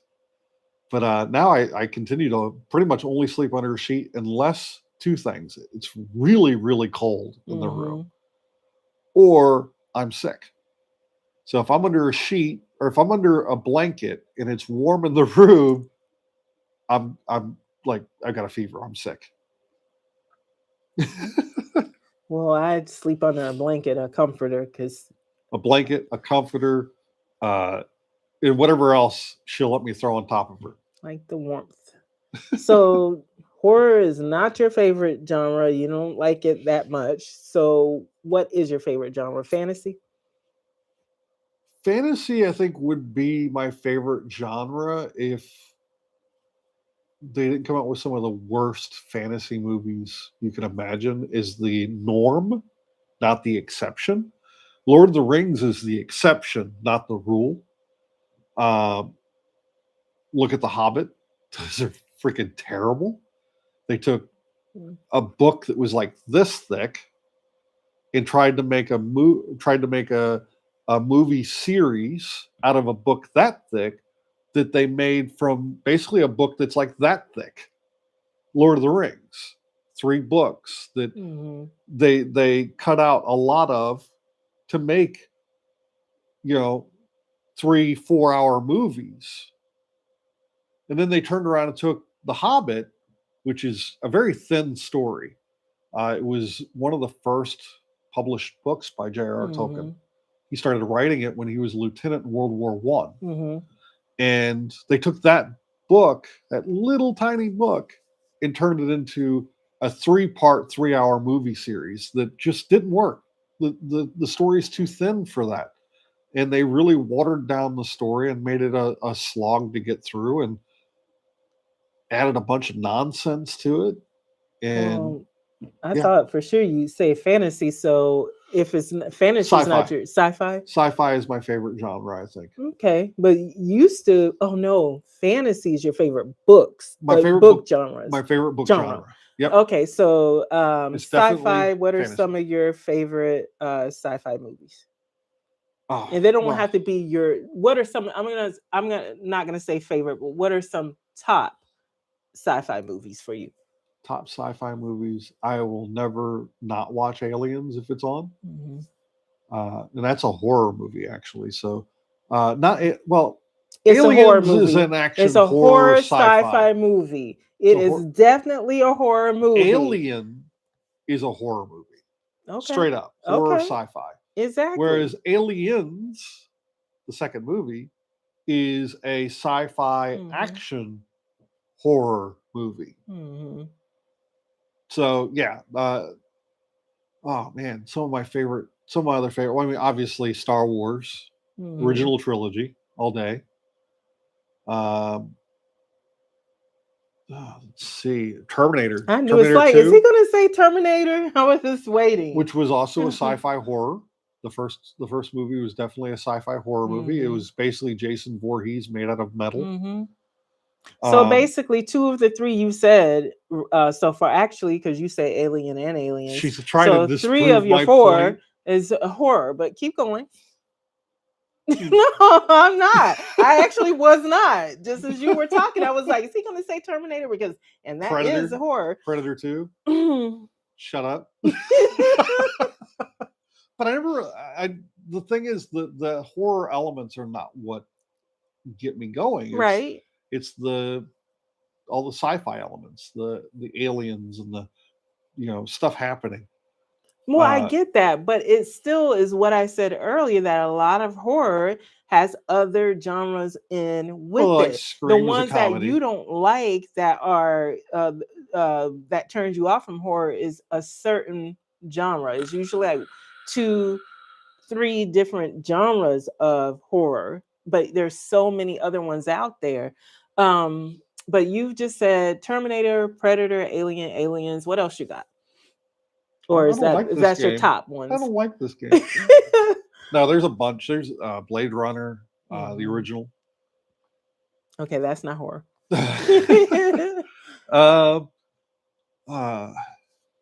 There's so many great. There is sci-fi. A lot of good sci-fi. I like sci-fi. There's a bunch of terrible sci-fi. Like, what's that one? We watched the first movie of it, and they've come out with like the second and third movie now.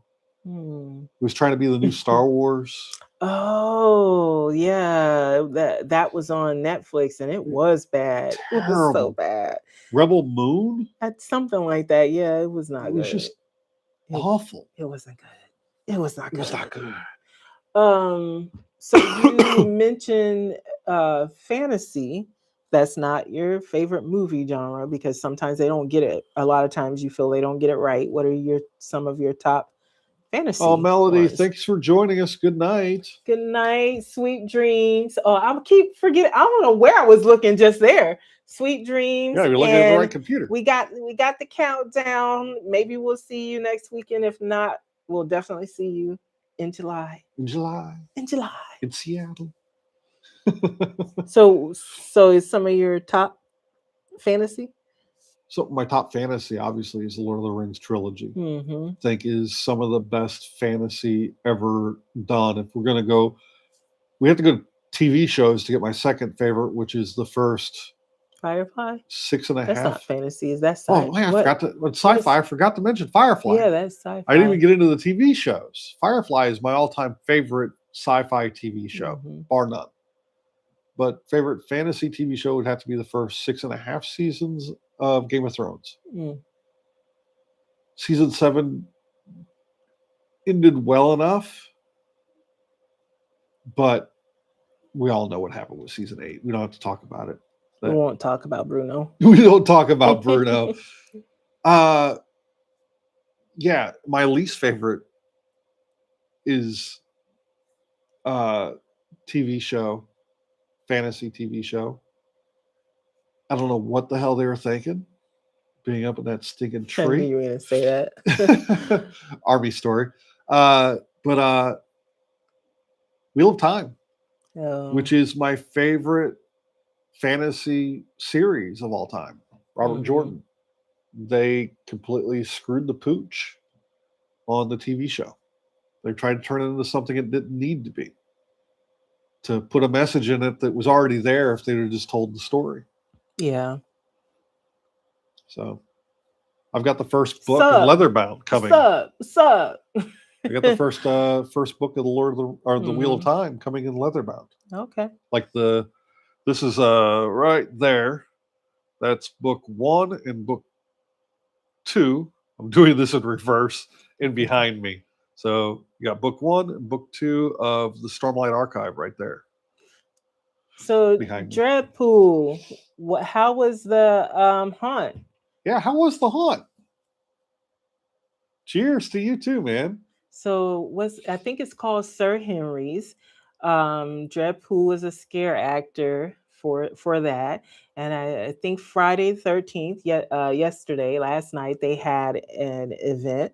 One of these years, we got to get out to it. Right. And then I know they were doing stuff today, tonight as well. So, and he's saying it was great. That's awesome. Sir Henry's Haunted Trail Love's Revenge. Nice. Yeah, they did a special for 13th, 14th, and 15th. Okay. Yeah. This is a great For weekend to do Valentine's it. Day weekend. Valentine's Day weekend and Friday the 13th. I want, are they going to do anything for March? Because the next Friday the 13th is March, and it's very close to the Ides of March. Ides of March? Yeah. Okay. So that'd be cool if they do something then. If we're around, maybe we can go to it. My problem is my work schedule is I don't know what I'm doing tomorrow. You don't know. And then also we have other stuff that we have planned as well. So it's kind of hard to fit it all in. So to understand my work schedule, I don't know what I'm doing Monday. And there's a very real possibility that when I get the call, that explains it. When you say you don't know what you're doing one day to the next, I think that kind of explains it. What did it say? April Ghost Town and Barbecue. Ooh. Okay. Barbecue. Hopefully we're around for that. Yeah. And I don't think we have much going on in April, so that's actually perfect. That's better than March, to be honest. And we went to the Ren Fair today. It was the first day of the Ren Fair. Yep. Valentine's Day, and it was nice. It was very nice. It was a bit too warm for me. I had to take off my overcoat. So, I had to get dressed down for my costume a little bit. So, yeah. Yeah, we have determined that, well, we haven't determined, we are night owls. So what we determined was when we do our live streams, they're going to be late night. Yeah. So it's late Saturday night live stream. And if people are able to come through, they're able to come through, or maybe they'll watch the replay. I don't know, but this fits our schedule. It does. It fits our schedule quite well. Because I'd be up till 2 or 3 o'clock in the morning anyway. So you were talking about fantasy genre of movies, and it seems like you couldn't find many movies that are in your top. You named some TV shows. Top fantasy movies other than Lord of the Rings. Aragon. Did you forget about Aragon? No, because I hated it. Did you really? I did. I liked it. The reason why I hated Aragon is they did the same bull crap that so many others, including The Wheel of Time, did, where they deviated so far from the books that it was impossible to. You didn't name. Oh, I was about to say you didn't name your favorite one, and he Princess said Bride. It there. Thanks for calling me out. I was like, you didn't. And then I looked down, and he has it on there. See, great minds think alike. But yeah, like that is your favorite movie. That's one of my favorite movies of all time. And you didn't even name it. I didn't even name it. I was in the middle of talking about Aragon. The problem was but we've been talking about this for a minute. Hey, that's why I was going to call you out. You don't need to call me out. I'm going to, because you were too busy complaining. You're doing what? See, this is how we know we're getting old. Because we spend more time complaining about the stuff we don't like. Get off my lawn. Than talking about the stuff we do like. And you love Princess Bride. I do love The Princess Bride. It is like one of my all-time favorite movies. It's in the top 10 of my favorite movies of all time. So going back to Aragon, they screwed up. I have to finish the thought. Otherwise it's going to consume me. I know. It's going to consume me. They deviated so far away from the book that it became impossible, as you wish, it became impossible for them to do the next movie without completely without completely writing a new entire story. Because the book actually, they deviated in a wildly different direction to how the book ended with the story. That the elements of how the movie ended would contradict going and starting up the next movie. It's wild. You have to read it. It's been a long years. Can't be worse than the Halo series. Master Chief taking off the freaking helmet. What the hell, man? The Mandalorian didn't even take off the helmet for the first 2 seasons. True. And that wasn't established lore. The Mandalorian wasn't a character that people actually had love for decades. 20 years. 20 years of love for the character. Yeah, and then we see Master Chief for the first time ever on a TV series that frankly kind of sucked. I mean, the Master Chief wasn't even the Master Chief. He was subordinate to everyone. At least he acted like he was subordinate to everyone. When he was the guy in charge, Master Cheeks. I know a good one, and I don't even play the game, but from what I hear, Fallout, they've been doing a good job with that. And I watch it, and I like it a lot, but I don't play the game. I saw a meme today on a YouTube channel where it shows a guy with the anti-material rifle, and the meme says, "You're talking a mad amount of crap for somebody who's made out of material." Now, I haven't seen the new season of Fallout. I've heard some but rumblings. We started watching it. We watched didn't we watch the first episode or two? We're not caught up. I think we're not caught up, but I think we've watched the first episode or two. And yeah, we got to finish it. Yeah, because it's really good. Fallout's one of my favorite game series as well. I started playing it back in the day when it was I think that was Fallout 2. I think it was the first one I actually played, where it was a top-down, third person moving the. He said the new one isn't up to snuff, and he has one last episode. Yeah, I've heard some grumblings, but overall, people are still happy with it. For a video game based IP, the first season was amazing. Holy crap, that first season was amazing. I've heard some rumblings. I haven't listened to any reviews, but the usual suspects are not actively bitching about it, right? Like they do with some that's good properties.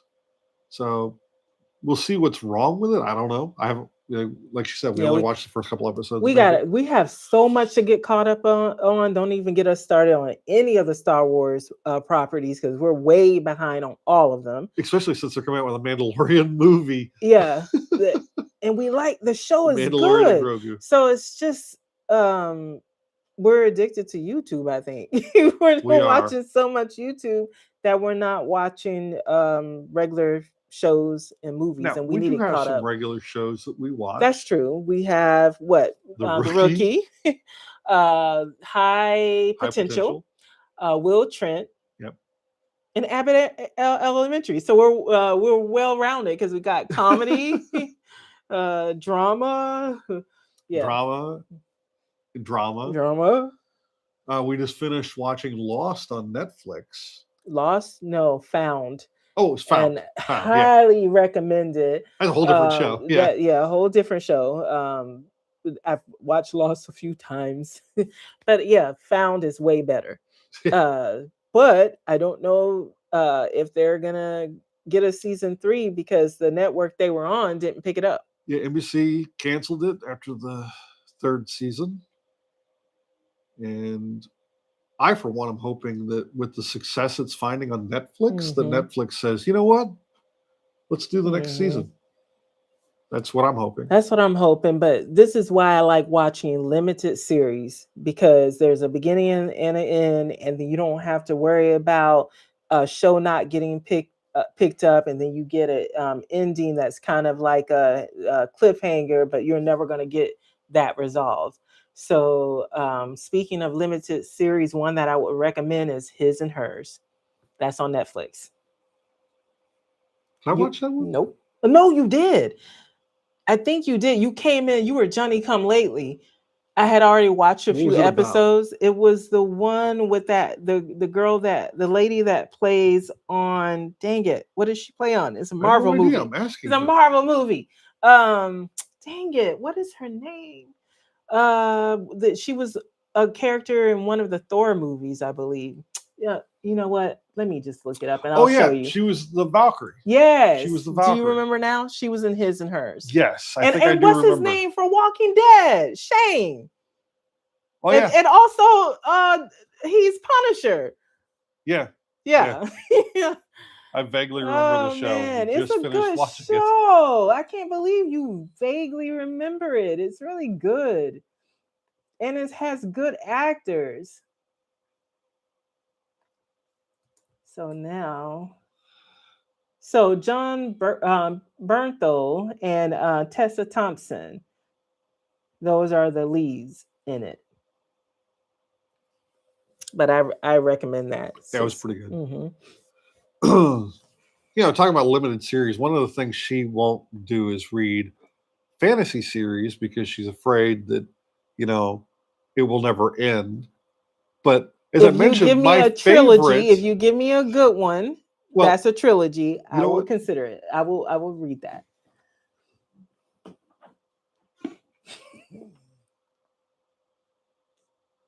I'm just gonna put that out there. I mean, it's a trilogy. That's the thumbnail right there. Me rolling my eyes at you holding up Miss Bourne. No, but the Wheel of Time, it's a series of trilogies, and it's complete. It's done. The story is finished, and it's been finished for like. But that's a good example of what I mean by fantasy, because they take, like he said, 15 years, and the original it finished author like 10 or 15 years ago. Oh, but how many years did it take for it to be finished? And 20. Exactly, and the original author died, and they had to get someone else to finish it. This isn't a movie. I want the book by the original author. I'm pointing at this because Brandon Sanderson is the one. Oh, sorry, Brandon Sanderson finished The Wheel of Time. He wrote the last 3 books of The Wheel of Time, and finished the series. And some even say they were the best 3 books of the series. I don't necessarily agree with that. They were really well done. Mm-hmm. I don't necessarily agree that they were the best 3 books of the series. You don't? So, limited series, going back to Netflix, another one I have to recommend, and you did not see this, it's called Behind Her Eyes. And if you want to watch something that really messes with you and gets in your head, and that long after you finish watching it, you're still like, that was messed up. And I don't know what to do with that. I don't know what to do with what I watched. And I don't know how to get that out of my head, because that just was, no. No. But Behind Her Eyes, you gotta watch it. You gotta watch it. Alcohol. Drink some booze. And we have not drank anything tonight. So for no, that's why we're not nearly as fun. We what? I'm fun. So you need alcohol to find me fun? No, of course not. I need alcohol to be fun. Well, kind of I do.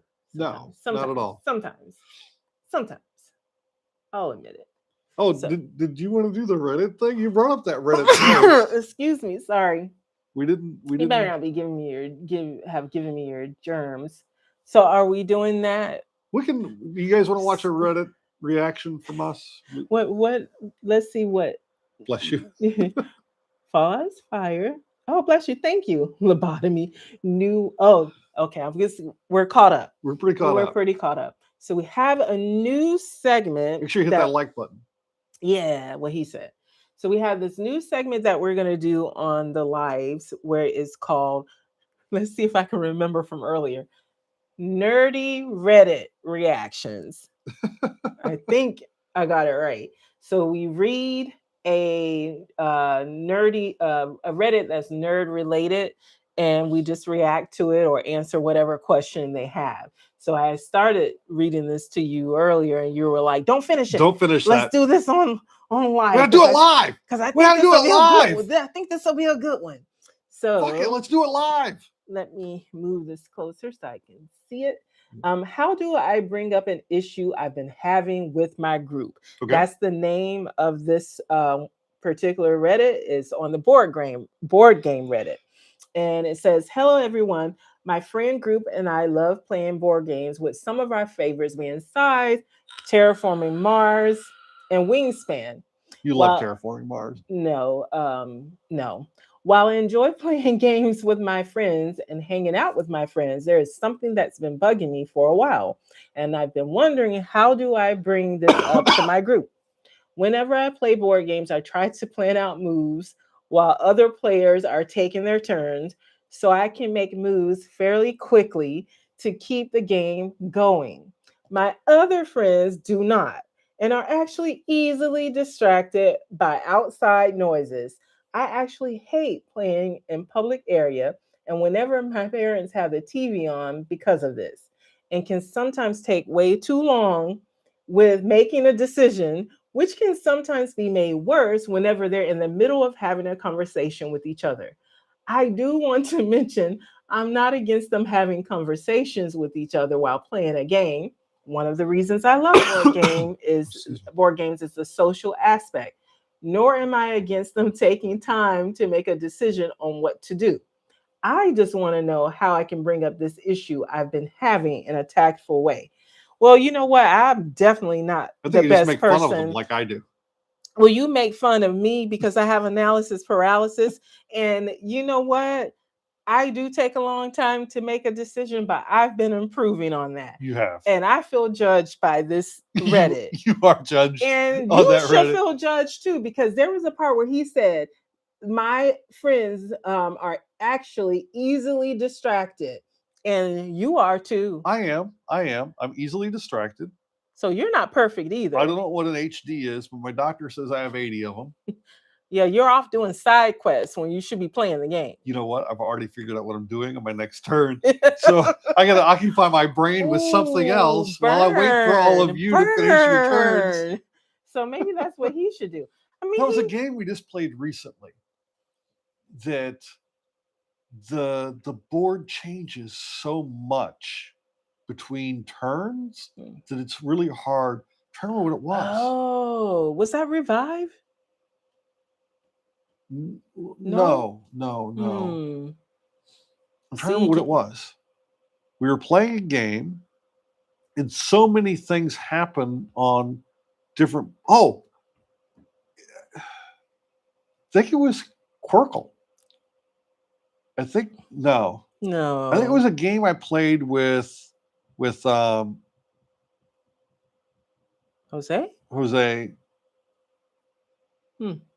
I can't remember when I played it. I can't remember what game it was. So But it the makes it game hard to have changes so much to plan in advance because by the time someone else goes and the next person, it gets back to you what you can't do what you want it to do because they've changed the board so much. Right. Mm. Right. So yeah, Definitely wasn't something you played with me because that doesn't sound familiar. Hey. I'm exhausted. Good night and happy streaming. Sweet dreams, and hopefully we get a game night in. We were gonna try for tonight, but he got cruise crud, so we couldn't plan anything. But hopefully in March, and we'll keep you posted so you guys can come. Yeah. Have a good night. You and Death Dealer and Tiny Giant. Oh, and we watched your latest Break Bread with Dread, and it was a lot of fun. And we got to get back down to Tarpon No, So one thing I will say with the breaking bread, this last one you did, it would probably behoove you to introduce your guest at the beginning of. If we're sitting there for the longest time going, "Who is she?" It was great. It was a great episode. Thoroughly enjoyed it, but that little bit of introduction would have gone a long way. a little bit of unsolicited advice is that's what you would do with this uh, group thing. Oh yeah, Well, I got. sweet dreams, Dread. We'll see you next time. So as far as the oh yeah, we started twice. Okay, that makes sense. That makes sense. uh, yeah, we gotta go to Hella's again. Yeah, That's a great restaurant. I'm I haven't still been there for a wanting long time. that cheese. It's living rent free in my head. Right, right. It looks so good, and those fries with the feta cheese on it. Yes. Shut And up. I kept seeing Stop Tiny it. Giant's Stop hand it. reaching over there, getting a bunch of fries. I was Stop like, it. that would be me. I'm getting hungry. Leave me alone. I didn't eat a turkey leg right before we started this. I know I'm going to say this wrong, but Saganaki.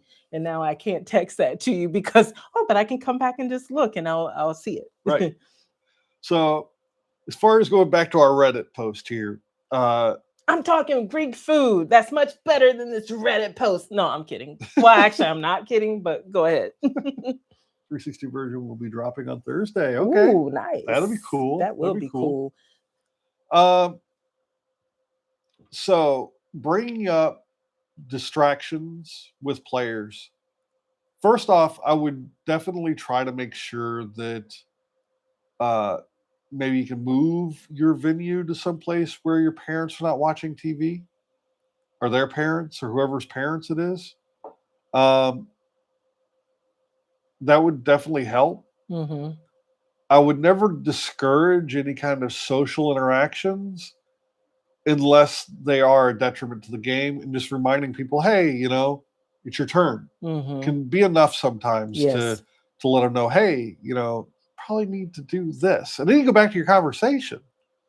As someone who this post could be talking about, someone who identifies with this, I think that is great advice. It's just a reminder, hey, it's your turn. Because sometimes, when you have that little bit of a spotlight on you, it's enough for you to want to self-regulate. And you don't have to make this big deal or big production of it. Just doing that reminder is enough. He's already identified what the issues are, what's contributing to the problem. And like you said, if you remove some of those things, that could be enough. So you're in a space where it is quieter, that allows people to focus more on the game. But a lot of the fun is those social interactions, and what gets most people coming back. So some of this may just be a him issue. Right. And if you're not making it fun where people want to come back, you're not going to have a game group to even bring up the issue too. So, right. Yeah, I think your advice is good. Oh, his birthday's on Thursday. Happy birthday, nice. brother. Happy birthday. I would sing, but that's not. No, no. He's our friend, so I won't torture him. So, another thing I would do, you name some amazing games. Size, Terraforming Mars, Wingspan. Mine is Terraforming Mars. You love Terraforming Mars because of that very reason I'm about to point out. Scythe, you have limited options, but you still have a diverse set of options for what you're going to do on your turn. That can lead to problems with people with analysis paralysis. It's the nature of the game. Yeah. Terraforming Mars, amplify that by 10. There are so many different options that it can be overwhelming to somebody who doesn't have that programming part of their brain firing, and their ADHD is off the rails. Wingspan, not so much. Wingspan is probably out of the three the least analysis paralysis intensive games on the list that they put there. Of the three games they put. But I would recommend finding some good games where at least for part of the game or what have you, is less option. Mm-hmm. Reduce the number of options in front of your players. A great game that feels heavy and is right up there, I think, with size and stuff as far as complexity. Mm-hmm. It feels that way, but it's very simple and you don't have a lot of options, Yeah. is the Zombie Side series. Hmm. It's a big, meaty game that is really easy to teach. You don't have a huge plethora of options purely because you're in control of one single character Mm-hmm. on the map. And your character has very few options that you have to make a decision about that can have great impacts later. But, you know, that's one that I would kind of recommend. I Uh, think along with choosing a game that has less distractions, I would also just put it out there that hey, we haven't been able to get, because when people get distracted or they have analysis paralysis, there's only so many games that you can play. You'll be lucky to get through one, maybe two. And just put it out there, hey, for this game night, I want to be able to get through all of these games. So because of that, can we not get so distracted by other things and kind of focus on the game and get through our turns so that we can try these other two games as well, especially if you introduce one new game. So you have your favorites and then you introduce a new game, and let that be the reason why you're wanting people to focus and not get so distracted. right. And then do that a couple of game nights, and then people will get used to, they'll build that habit of focusing more and being distracted less. Because I know when you would bring up the like, oh yeah, it's your turn, I would always pay attention to that. Yeah, this is becoming a problem. Everybody's waiting on me. And I would make it a practice that they're not going to be waiting on me. And the last time we played a game, I don't know if you noticed, every time we were waiting on someone, it was you. Yeah, yeah. And I normally, was in a moment. normally it wouldn't be you. But it's because I was trying to make sure that I don't care who needed to be waited on. It wasn't going to be me. So, yeah, usually there's somebody at the table. If you ask, hey, whose turn is it? It's that person. Mm-hmm. One of the last times we played a game together, that was me. I was the one. I was the problem. It was It's me. me. I'm the problem. It's me. Yeah. So So, I think that's some solid advice. Let's see what the comments are saying. yeah, Or if it looks like the comments aren't coming up on you this. can scroll down, I Oh. think. Oh, okay. They're already up, is what you're saying, right? Right. Is this? Oh, Are there you these? go. What I find to work is try different games, especially shorter Mm-hmm. ones. I know you probably like Scythe, but your friends might not. Mm-hmm. That's another thing, you know. If the people you're playing with don't like the game, but they're trying to entertain you, sometimes they might find a way to distract themselves. And then this person said, take a deep breath and be grateful you have friends who you get to regularly play board games with. And the worst thing they do is get a little distracted and take some extra time on their turns. And he came back and he said, OP said, fair. I don't want to be that guy and ruin everyone's fun. Not going to lie. After sleeping on it, I'm starting to wonder if I'm the problem. Yeah, if And everybody else is doing things differently than you are, you might be the problem. And then the guy came, the response back to that was, I wouldn't be so harsh and say you're the problem. Just when you start to feel annoyed, your friends are taking too long for their turn or getting distracted, think about what exactly you want to get out of playing board games with your friends. And also think of the post on the sub where people are looking for a group because they have no one to play with, or posts where people complain about players at their table being really obnoxious with cheating or rule manipulation and other things. So this Right. person is basically saying there's worse problems than people taking a long time on their Yeah. turn or getting They're distracted. like, this is a first world problem. Shut up. when it comes to Because in a board gaming, game, it it really is. is, because look, you got It people can be worse. to play. You We got had time to somebody play. we had somebody who habitually cheated at games. Really? And, What's the point of that? well, she was really hard to play with. Especially when you're playing a game that didn't require like scoring, and they would change their answer on the Oh, we're yeah, playing just I know who one. you're talking about. Like, there's no scoring here. Like, We're not keeping score. Nobody's winning. Why are you cheating at a game where nobody's yeah. winning? We're all just playing to have a good time. Uh, I had fun playing games with that person, but yeah, No, I the did cheating too, was but it was yeah. So it says we actually don't have OP. He was like, we actually don't have many shorter games we play. Although my friends do like playing scythe and the rest of our longer games.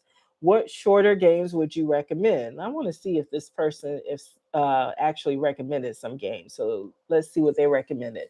They said different people will like different things. With my group that doesn't like long games, we usually play games like Clink. That's a good one. Modern Art, Heat. That's another good one. And Pan Am. I've heard of Pan Am. I've never played it.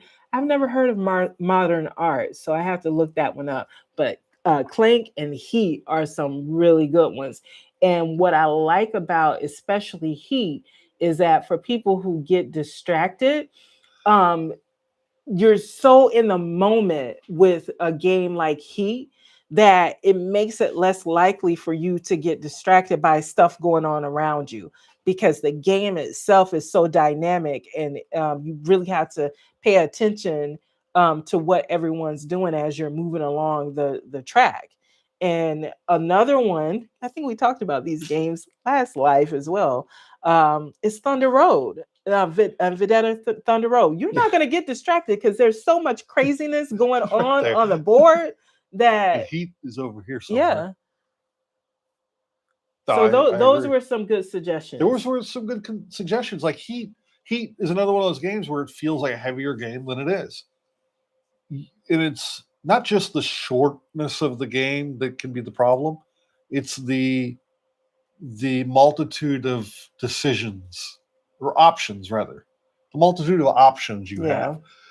I would never in a million years recommend Revive for his group. No. Mm-mm. Way too many things going on. Way too many ways to move the game forward that even I was suffering a little bit with some analysis paralysis in that one. Great game So though. this person said Fromage is a new worker placement game similar in tone to Wingspan. It has simultaneous turns, which might help with keeping friends from getting distracted. That's a good point. Galaxy Trucker is also quite fast paced. That's a fun game. OP said, I'm going to have to check those out. Sounds interesting. And this person said, if it's one person taking too long, it's likely their problem. If it's everyone, you need to consider maybe you're the problem. Yeah. And it sounds like from how he described it, that is everyone. So to me, I don't think he may necessarily be the problem. It could be that people are really just having a good time, or the setting he has them is just too distracting and he needs to find a different game space. But And it sounds like these are actually pretty young people too, yeah, so they might not have that as an option. yeah, well, maybe if that's not an option, change the game time for when the parents are not in the room watching TV. Like it might have to be a different day or a different time. That's uh one of a couple of options. You want to read any other ones, Oh or are yeah, we read this enough? one's kind of this is kind of it's kind of a joke, but a friend and I do say the biggest problem with gaming is other gamers. My advice in this situation is just relax. It's a feature, not a bug of gaming. People have different priorities, mannerisms, and attention spans. So much so that it's rare to find four people who are totally on the same wavelength, who will all share the same expectations, and who like the same games. Of course, obnoxious behavior is one thing, but for all else, I found more happiness in letting go of that ideal of the perfect gaming situation. And that I think sums up how I Mm-hmm. feel about it too. But Yeah. you can gently remind your co-players that hey, hey, it's your turn, uh, but don't be obnoxious. Find your flow, I think, is another way to look at it. Is, you know, you can train out of the analysis paralysis. Mm-hmm. Kina's a shining example of I've trained her into being able to make her decisions more rapidly. You ain't trained nothing. uh, I am I don't definitely see getting no beat up dogs in after this here. live stream. I'm getting beat up so much after this live stream. Look, I'm not violent. No, she's help. Send help. If anybody needs help, I need help. Where's Melody? I need her to wake up and come back and back me up.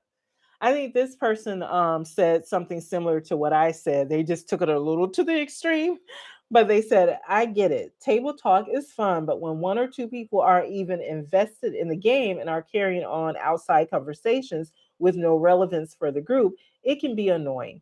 Maybe start off by having an expectation of how many games you want to get through as a group or how long you all have to play, and then use a timer so it doesn't single anyone out but reminds everyone that you all want to get through the game. That's similar to something that I said earlier too. Just kind of change the expectations, or have an expectation of what you want to play that night, and then now the focus is not on any one person. It's just, oh, we need to get through these games so we can play all of the ones that we have on our agenda, especially if it's a new game that you haven't played yet and everyone wants to play it. Another option, and it just occurred to me, kind of sparking off of what they Mm-hmm. said.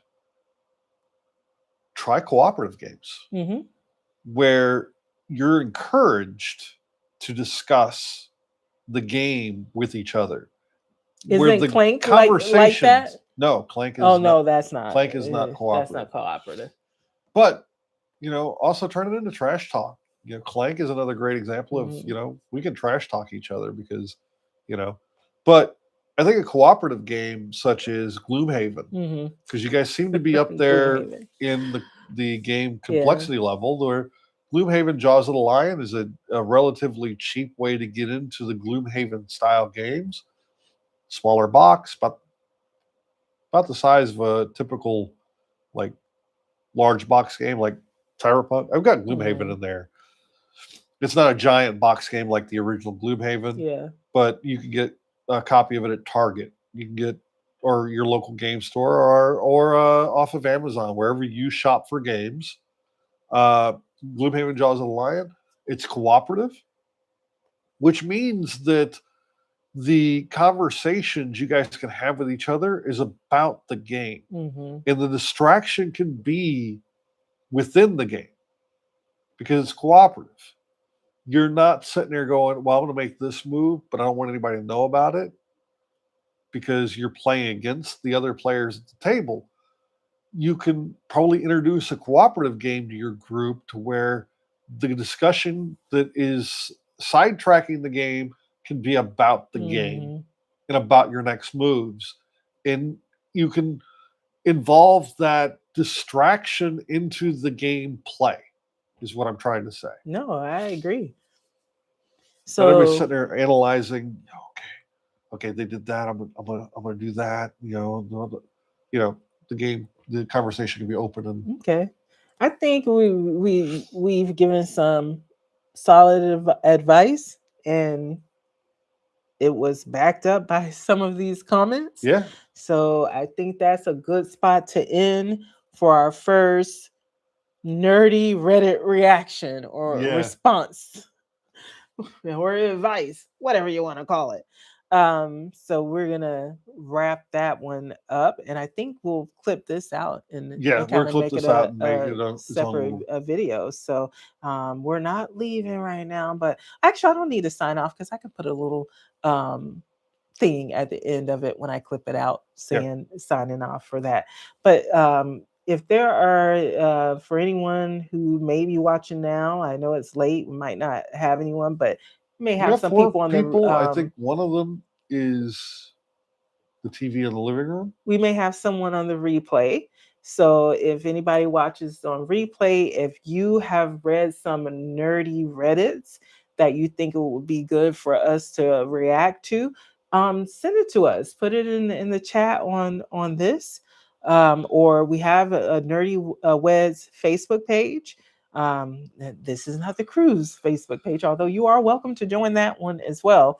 But on the Nerdyweds YouTube Facebook page, you can go on there and make some comments and give us some suggestions, because this is going to be a regular segment that we do on our lives, and we'll clip it all out and put it on the channel as a regular video. We'd love to hear your opinions as well on Mhm. on what you think that person should do with how they handle their group dynamic. Yep. And what you think of our responses to it. If it was straight trash, you could say that.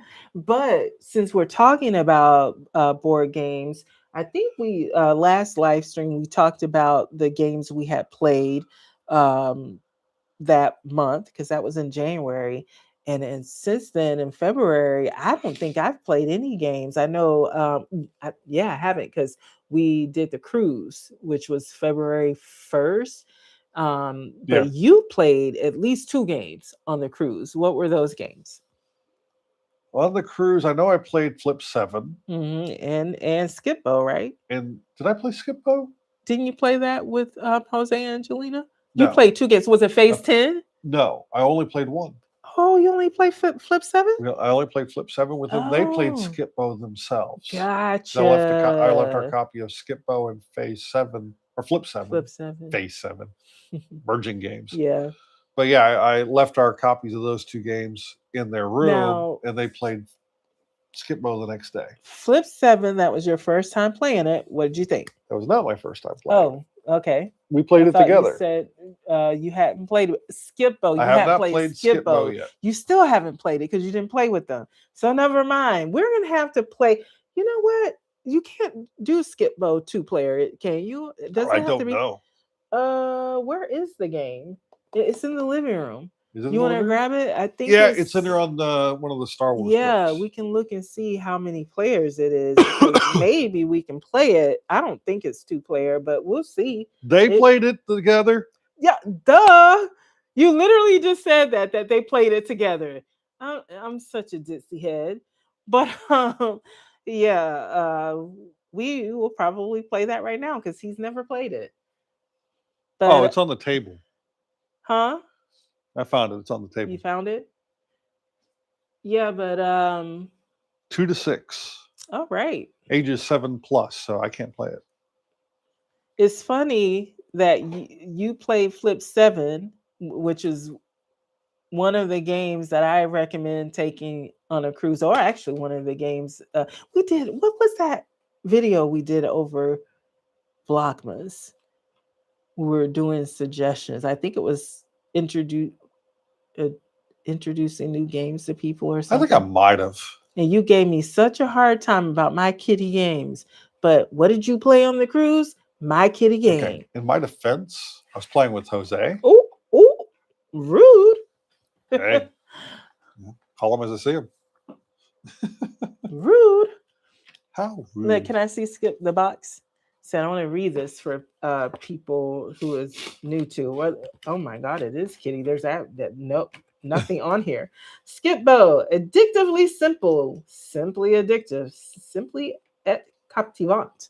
Is that? I know that's not Spanish. I don't know what that's supposed to be. Here's the instructions. But I just spoke another language. The challenge: be the first player to get rid of your stockpile. The twist: you have to get rid of them in sequence. It's as easy as 1, 2, 3, 4, 5, 6. That's it. I don't think I need to read this. How many cards get dealt? Let's see. The setup: shuffle a deck and deal the appropriate number of cards to each player. If you're just gonna look at it here, I was gonna deal out the cards. Yeah, but I was gonna find cards. it. And how are you going to ask me the question and then don't give me a chance to find it and tell it to you? Rude. Rude? How rude? Do you think because we're on live, I'm not going to call you out? I don't know. Don't make me buy Felicia you again. I'm making it where they can see the table in front of us. William, Yes, my love. I don't care. Lo que sea. You know what? What? I don't know. You gonna shuffle again? Yeah. You got the thing, the shuffler I do. thing I bought. Where did I put it? Oh, it's over here. It's literally right there. It's right there. So I'll take half of the deck. Put it right there. This is so cool. Another So half of the someone deck was right using here. this at a con, and I'm like, we need to get one of those because I don't know about you, but I can't shuffle worth a darn. No. Isn't that cool? It's the little things. Oh no! It's the little things that make me happy. Now it's my turn, and it's going to be well shuffled now. I was just cutting the deck Oh. to Whatever makes you happy. Whatever. really makes didn't you do happy. anything. It didn't? Huh. I gotta take some out of that side. I feel like it's not in there. It does. It just sits there. Oh, really? Yeah. It just sits there? Oh, It that's just so sits there. cool. I'm going to lift it up, and you press the button. Why are you lifting it up? So, because the deck is taller than the machine. Uh-huh. So when it gets down to the last like 30 or so cards, the machine can't put them in anymore because the deck is. Is that pushing what up on the happened bottom. when you did it too? Okay. I don't think you can lift it up. See, lifting it up, you can't do that. I had to lift it up to get the last cards in. I wanted Otherwise, to it was see. Jam. It didn't jam when you did it. Yes, it did. I had to Oh. lift it up and press the button to Oh, get okay. it to continue working. You can All watch right. it in the replay. I can watch it in the replay. You can watch it in the replay. I'm going to do what you Hey, did. editor, And I'm going to cut replay that bit. Oh, wait. She's sitting right here. Here you go. All right. Now let's deal out cool. 30 I really cards. like that. That was a good buy.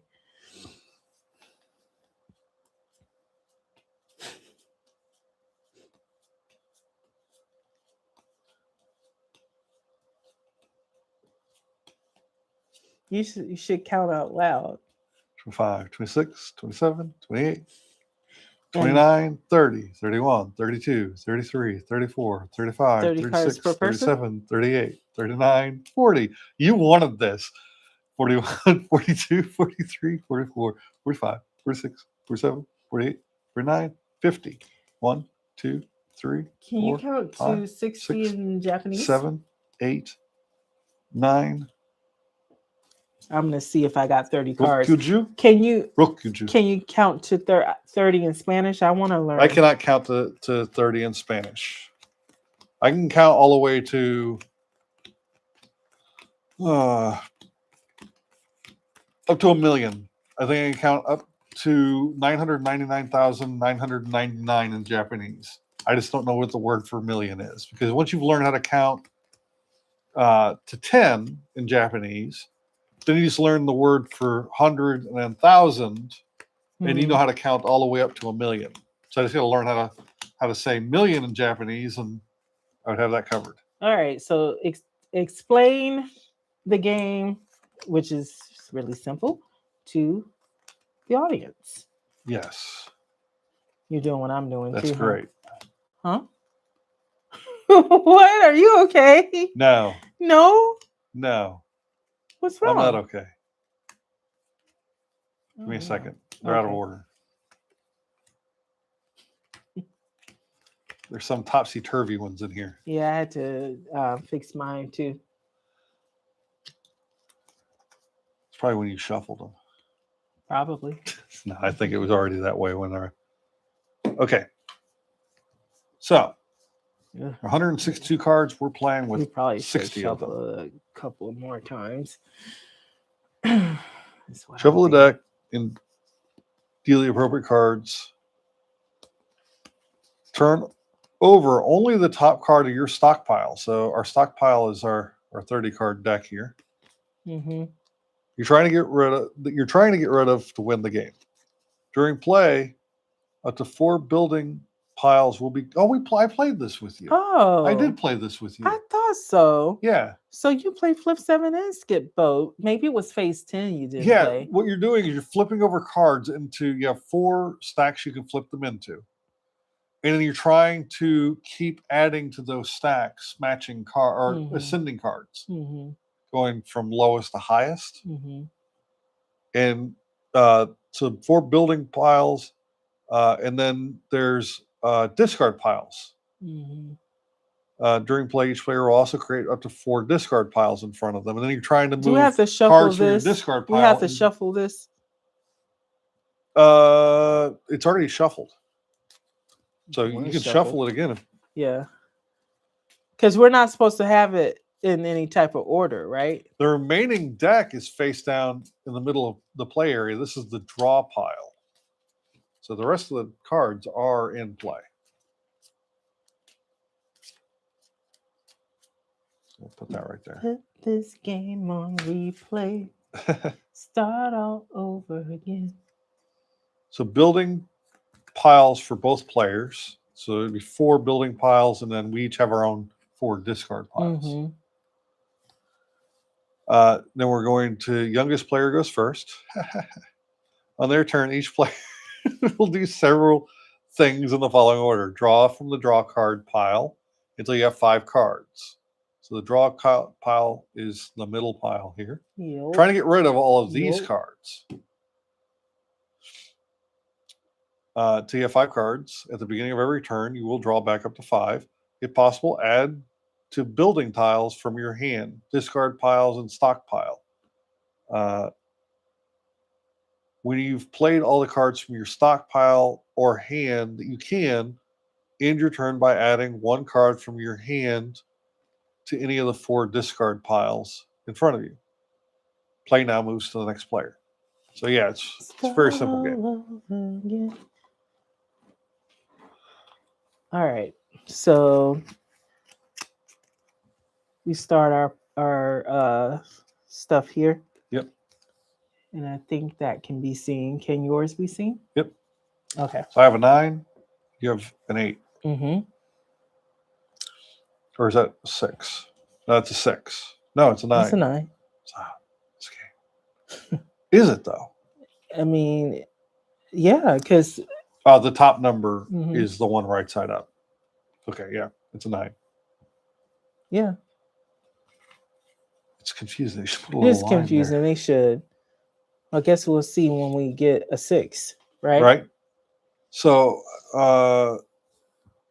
what cards can be added to here? I think those are like the low cards can be added here.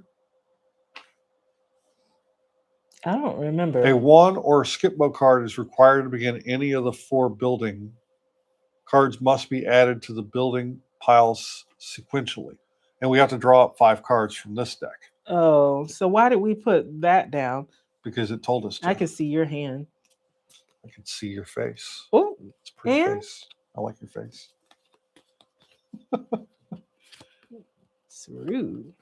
It's not rude. Okay, so what you doing? What you doing? What you got? What you got? On my turn, I'm just looking right at your hand. I'm going to discard a card. That's all I can do. Okay, well, I'm also discarding a card.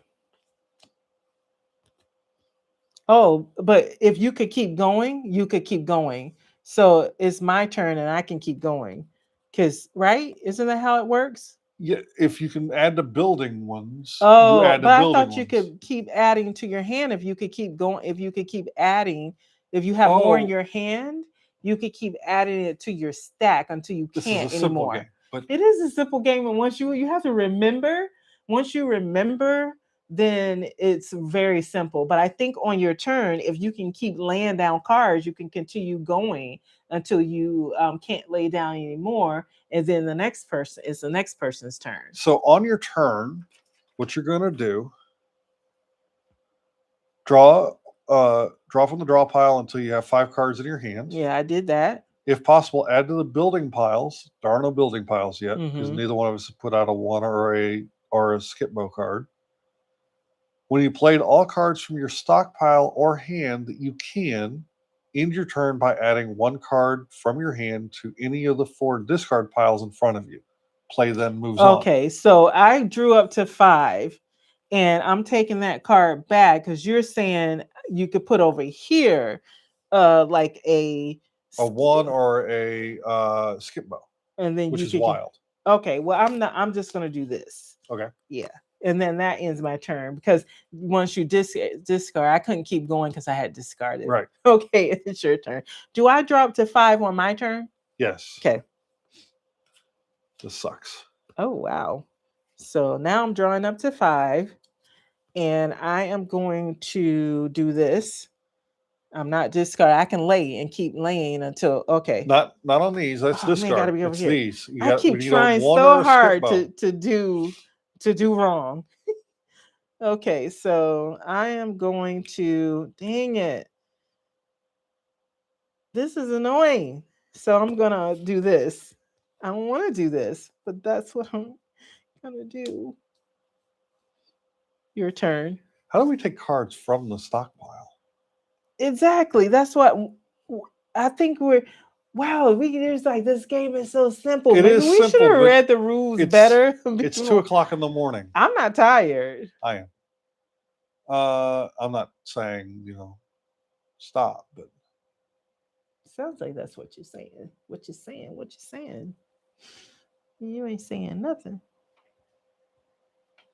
Baby. Maybe we're supposed to draw up 5 from our hand. no. Oh.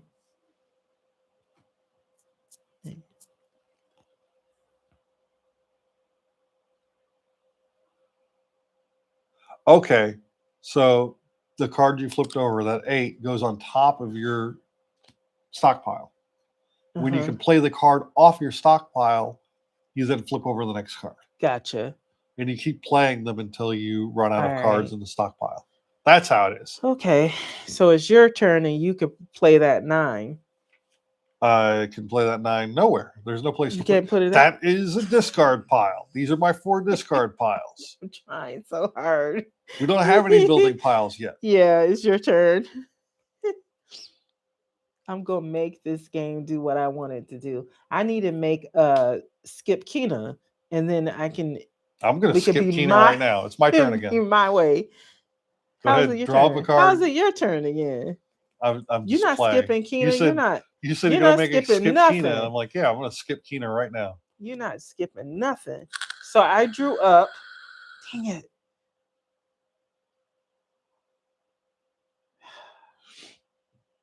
I'm really annoyed because there's something I want to do and it won't let me. It won't let you be great. Yeah, it won't let me be great. And I'm mad about it. Go ahead. There we go.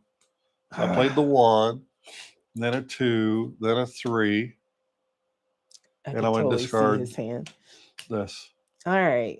Well, now I've got 1 card in my hand. Doesn't matter if you see it or not. I know. And so now it's my turn. I'm drawing up. And I am going to go 4, 5. Can I take that? Yep. Finally, you guys. 6, 7. I can take that. Yep. 8, and I can flip. Yep. 9, 10, 11, 12. And then this just it goes away because it went up to 12. Right. So all of these get discarded over here because I closed a stack. And I can draw because I don't think you can. I finished. Let me see. I mean, I haven't discarded anything yet. I have to draw. I have to draw 5. I think you might have just run out of cards. I don't think so, because you end your turn by discarding. I have nothing to discard, which means I have to draw up to 5 and keep going. Oh, drop 5 immediately. Yeah. Yep, you're right. You're right. It's 2:00 in the morning. 2, Forgive me. 3, 4, 5. Dang it. I was like, give me something good. Give me something I can So use. something I can use, and it did not. It did not. So it did not. So dang it. Your play continues. My play continues, and I'm discarding here. All right. I need to draw up 4 because I didn't get rid of the.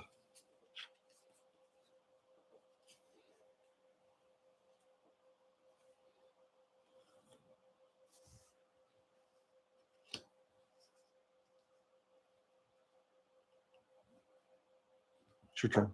Okay, drop 1 card. Ooh, nice. 1, 2, 3, 4, and that's it for me, unfortunately. Oh, I got to discard. So I'm gonna discard this. And if the last card in your hand is the discard, it doesn't count as the 5. Gotcha.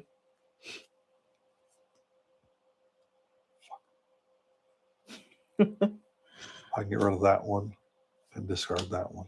Okay, so I got to draw up to 4, 2, 3, 4, and 5. And I'm gonna move this so I can do this. 1 and 2. And I'm going to put down here that. So I'm gonna put it right here, and then it's your turn. And scooch this over to here. Put these here. I need 2 cards. Let me see that. I think you can see that. You drew up? Yeah. Did you discard? Not yet. Oh, well, while he's I deciding what to I haven't discard. done my turn yet. Oh, you just drew up. That was it. Okay. Now it's your turn. Oh, that was it. I was like so confused. So 3, 4, and 5. All right. So I got some stuff I can use. So 6, 7, 3, 8. Dang it. What's he got over there? Oh, hell no. He's got a 9. Dang it. He's going to get rid of some stuff because he's got a 9. And so I might as well get rid of this card so that, dang it. Or can I do something? Finally, I'm going to make a move. Yeah, he's going to make a move because I'm going to help him. I have no choice because 9, he would have been able to do it anyway because of the 9. But at least he'll have the 10 and he won't be able to take that from his deck. So that's it for me. You gotta be freaking kidding me. But you still got stuff you can put down. Oh, you can't take it from your discard. You can't take it from there. You can? Yeah, 10, you can. 11. So there, you did good. 12, and I cleared that one. You cleared that. So that's still good. I support you. 4.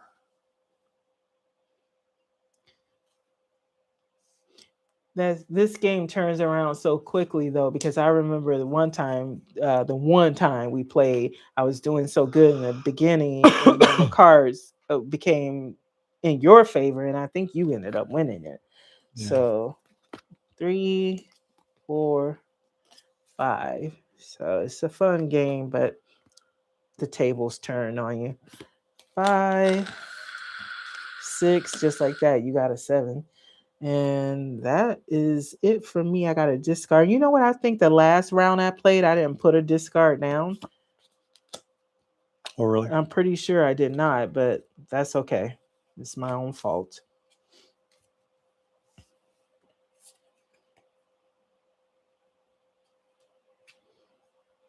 Damn it.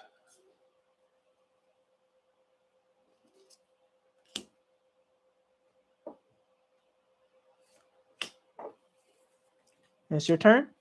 Yep. I'm going to draw up 2.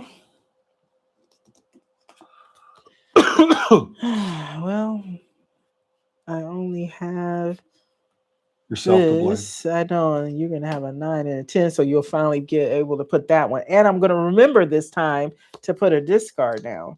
Your turn. So I'm going to draw a card. Take that one off. Flip this one over. It's a skip row, so that's going to be a 1, a 2, Trying to put it where a people 3, can and a see. 4. And then I will discard that. Okay, I'm gonna draw Ah! up my Ah! 2 cards, and then I'm going to You stop looking at my cards. This time I actually wasn't looking because I'm playing. So that's 5, 6. Do I want to do it from there? It really doesn't matter. Half a dozen of one and a dozen of another. I'm gonna do from there. And that is it for my turn. I gotta discard something, and I'm gonna discard Oh wait, I didn't flip this over. this shit.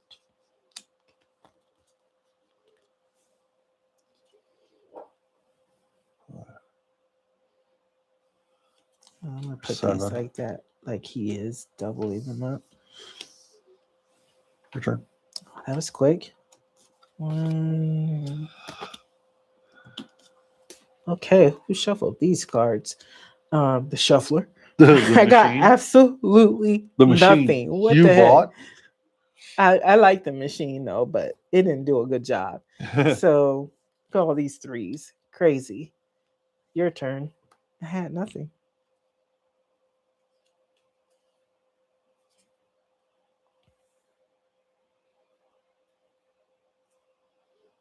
What you got? What you got?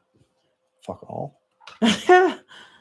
Oh my goodness. I gotta draw up, and let's see. So if anybody's watching, have you played Skip-Bo before? Yeah. And if so, what do you think of it? I think it's a box. fun game as far as we're card playing games right now go. because we do have at least one person watching this. Yeah. And then what are some of your favorite card games? All right. So I still wow. This is the part where I got nothing. I always see how you felt earlier. So I guess I'll discard. Guess what I'm going to discard? That's where all the 3s are. Hey, I'm not happy about it. I'm not happy about what I'm dealing with over here either. Oh, this sucks. Because now I got to discard a card I don't want to discard on top of cards I don't want a card on top of. All right, fine. Yes. Right? I only get to draw 1. Oh, come on. Why? Oh, because you can only have 4 stacks. You can only have 4 And stacks? I'm at that point now too. But that's what I'm doing right there. Well, that's rough. I know, but you got to do what you got to do. Oh, for fuck's sakes. I don't want to cover that 11 or 12 right now until I have to. You got nothing? I've got nothing. Where the hell are all the... Oh, are you kidding me? They're all in here. All the cards we need are in here. Wow. Okay. I got to do that. Wow. This is bad. Hey, look. Did you get... Scooch this over. Oh, nice. 1, 2. Don't turn over 3. I got 3. No! How am I going to get rid of these 3s? How dare you? And discard a 6 on top of that. My turn. Draw up. Okay. Screwed me with the freaking 3, but at least I got a 4. So 4, 5, 6. And of course it stops here because we don't have any 8s. 7. And how many rows can it be? 4 up here 4. as well? Okay, good. So let me move these down. Move these here so people can still see. 4 is and then the number. 1, 2. I finally get rid of one of these 3s. I was like, be a 4, be a 4. Oh, I keep going. No, you can't drop. What? I get 5. Yeah, 1, 2, 3, 4, 5. Damn it! I was hoping I'd draw a 4. All right, you keep going. I can. I'm looking, but I did not draw a 4 to go here. But I did draw a 8. 9, 10, 11. I can't take that 12 unless I can get rid of this, right? No, you take the 12. Again, okay, 12. So I got rid of this stack. So we got another stack we can put there. That's good. I'm actually going to move those down and I can keep going if I'm able to. We'll see. Oh, no. That 7 was Making a right here. mess. I don't know why you're It's moving what stuff. I do. So there's room for another stack here. There was room where you took the stack away. But this made me happy. Don't Okay. ruin my happiness. Okay. And my happiness was short-lived because there's no 4, no 8, no 10. Let me Right. make sure. Don't write me. I want to make sure. That was it. Your turn. So drop 1, 2 cards. So 1, 2, 10, 11, Oh. 12. Oh, you had one in your hand because all your 2 12s were covered. I was like, oh, hopefully he doesn't have one in his hand. And but you did. Discard another 6 on top of that Ugh. stack. That stack is ugly. That Ugly, stack is ugly. ugly. UGLY. You ain't got no alibi. You're ugly. Okay, so I You're get ugly. to draw up Your mama 5. says you're ugly.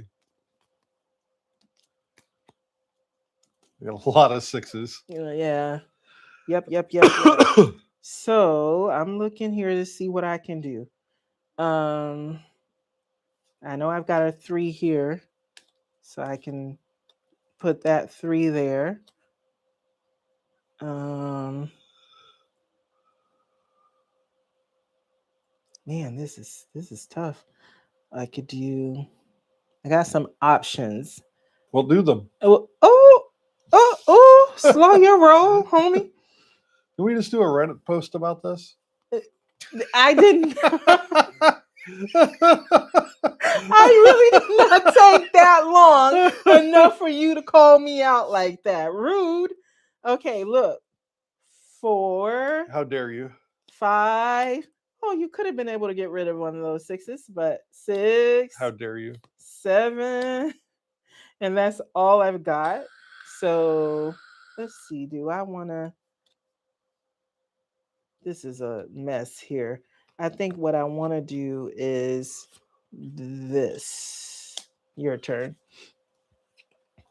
I drop 4 cards. It's the closest I can get. Yeah, it's not bad. Not bad. Oh, this is getting low. Good. They get shuffled back together. No, because we have to get rid of. We got to get rid of these. I mean, our stacks really aren't that big. This is how 8, much I've gotten. He's got about 9, the same.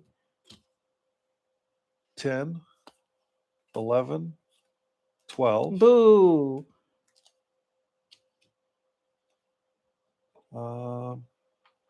Let's put this here. I'm trying to put where they can see. I think you can still see. You're done? I screwed up there. You screwed up good. So you're done. I did. My turn. Screwed up. 1, 2. How'd you screw up? You used the wrong number? I used the 9 from my hand instead of the 9 from here. Ooh, that sucks. That really does suck. It really, really does.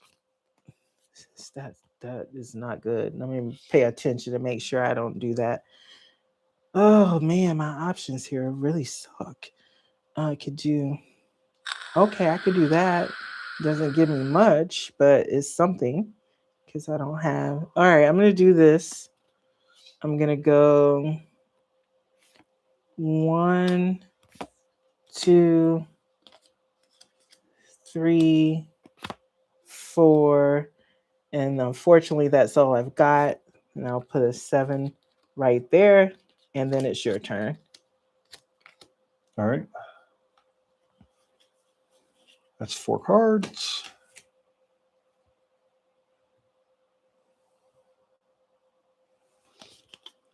Eight, 9, finally. Yeah, it worked out for you. 4. You thought you were going to be able to use that. You thought wrong. 1, 1. 5, 6. Well, that's unfortunate. And I'm going to discard that.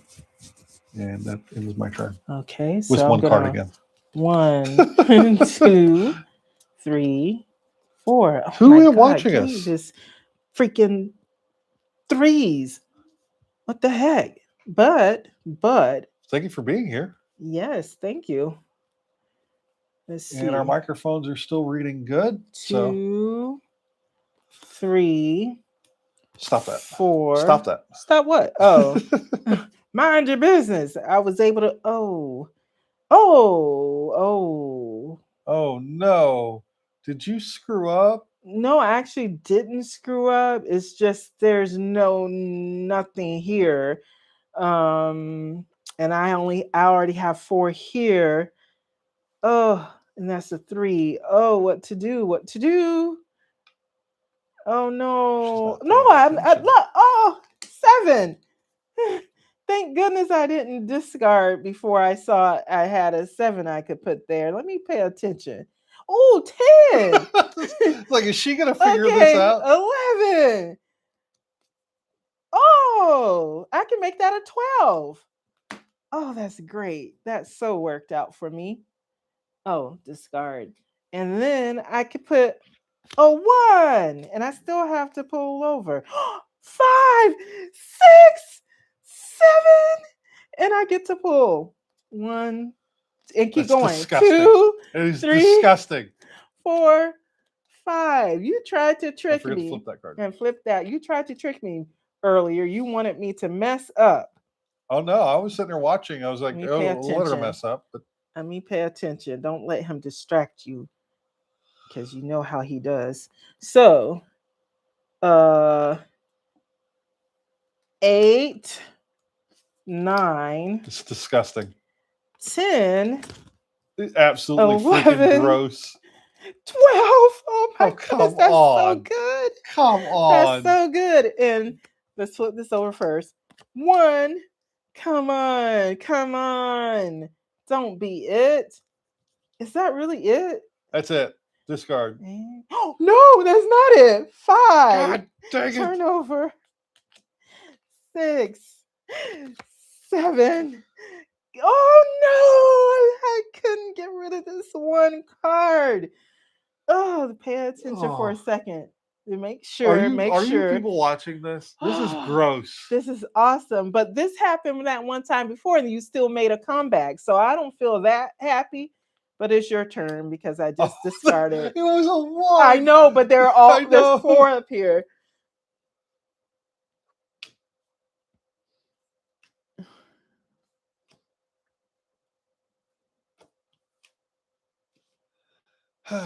Yeah. And we're gonna have to shuffle. Oh man! While you're doing that, I'm gonna go ahead. Should I shuffle these? Yeah. Okay, I'm gonna put them a couple of times through the shuffler. Everybody shuffling. Every day I'm shuffling. Every day I'm shuffling. All right, get back to focused here, dude. No, don't focus. Just hurry up. 2, 3, 2, 3. See, I don't see why he lifted it. I didn't need to lift it. 8, 9. Oh my God, you talked about me, but look at you. That's the end of my run. Really good. Oh. Is it? Yeah, discard. All right. Well, I'll take these 3 and then 2, and I'll sit that there. I shuffled it a couple of times, but you know those numbers are. They're all in sequential order. 10, 11, 12. Absolutely disgusting. I don't approve of this behavior. Oh, I really love it if you don't approve of it. It's 1. Dang it. Just keeps getting worse. 4. 2. And I got screwed again because of that. Yeah. Your turn. All the ones came out.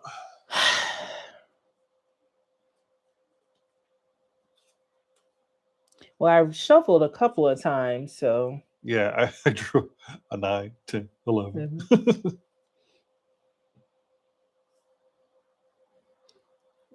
We have been streaming for 3 hours. You know that? Yeah. Night owl. Night owl.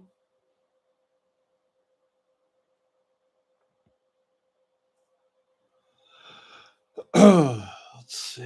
Let's see. So if anyone is watching or you catch this on the replay, give us a like. Yes, please. We'll be forever grateful. All right, I'm going to 8, 9. Oh, yeah, 9, 10, 11. Okay. And then suffer with that card again. Well. Oh, wait, I got to discard that card. You know what? I don't need any 6s for a while, so that can go on the bottom of a stack. Well, let me draw up 5.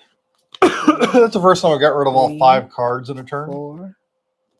Just not the way I wanted to. Oh, man. Well, what can you do? I can make that's a 9. I can do I got 2 12s. I could have got rid of that one. I can do half a dozen of one. But anyway, that'll be a 12. Just to get rid of that. And this will be a 1 and 2 and 3. And I guess discard that there, and it's your turn. All right. Let me put my deck right there. 1, 2, 3, 4, 5. It's nice to draw up 5 cards, though, right? It is. More options.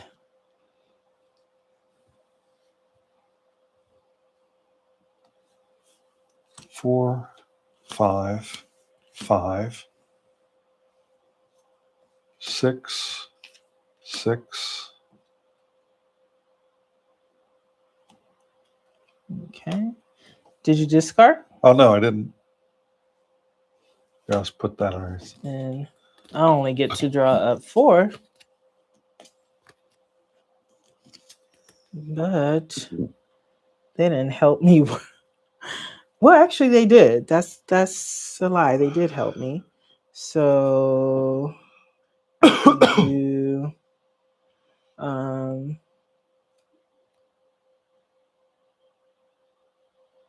can do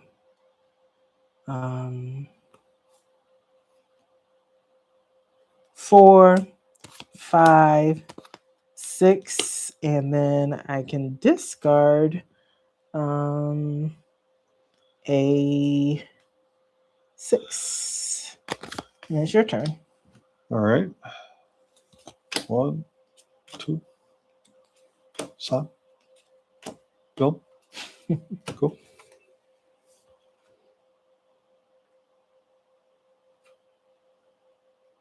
You got it. I don't want to put bad luck on myself, so I'm just going to be quiet and not talk trash. Let's see. I'm going to put 2 there. And then a 7, an 8, a 9,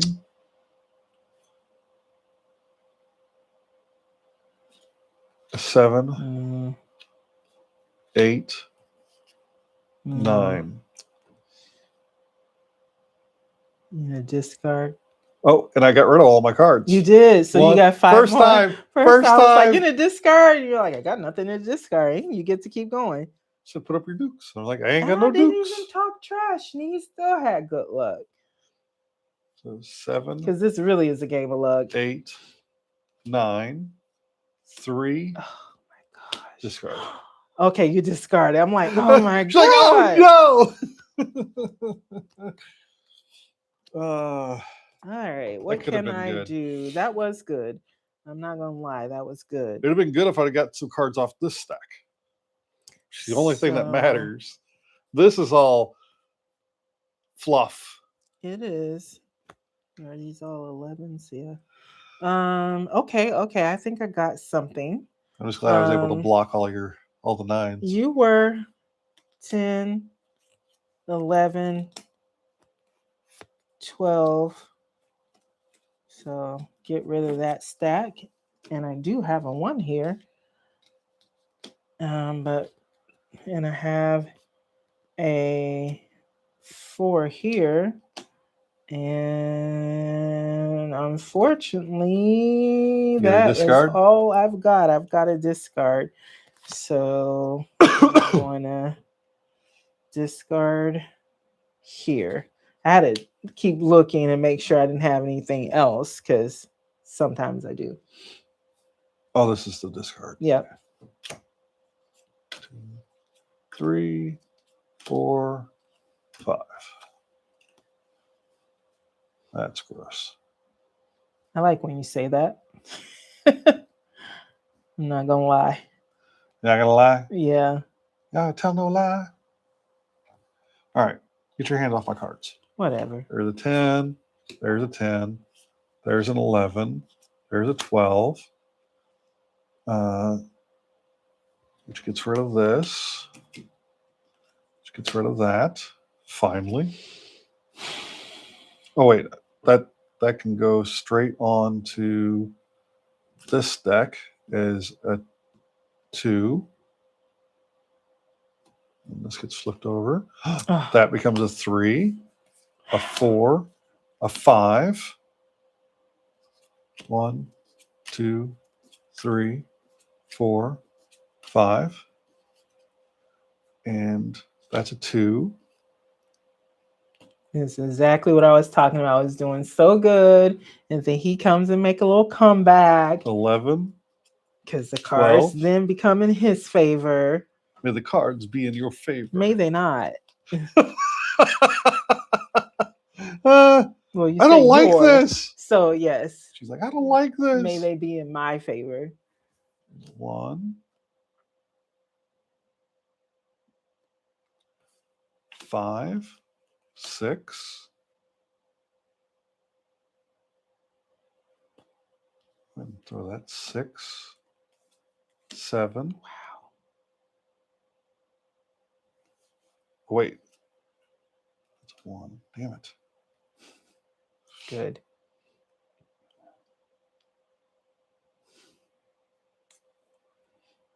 What you gonna do? 4. No. Sorry, 3. Okay. Dang it. You got rid of cards?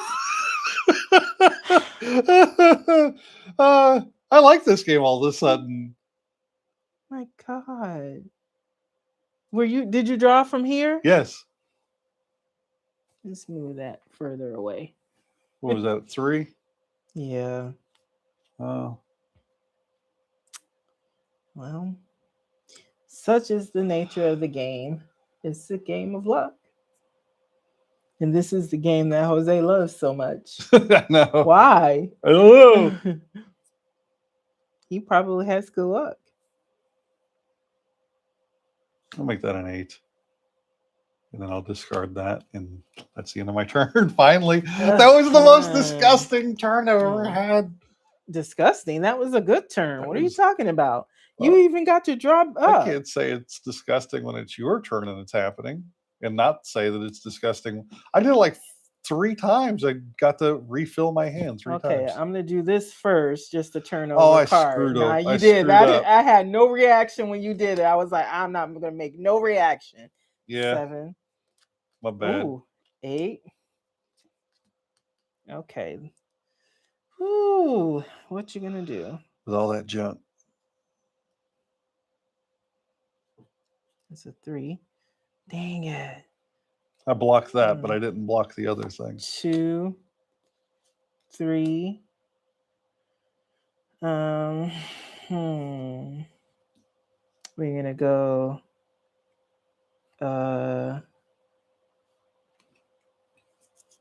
10, 11, 12. Get rid of that. And turn this over. Oh, but you don't have a 1, unfortunately.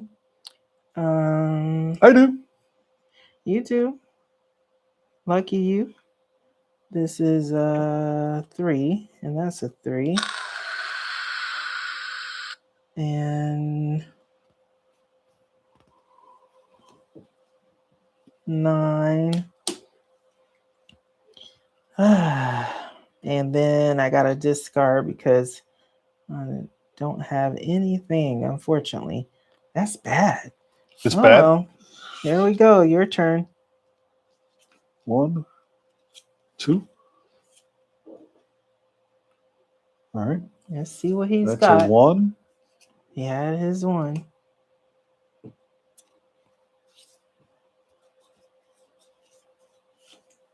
10, 11, 12.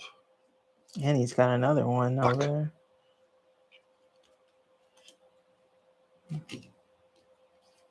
He had a lot of 1s. 2. What was this one? It was a 3. 3. Yep. That didn't freaking help. I'll throw a 6 on top of that 6. Okay, so let me draw up.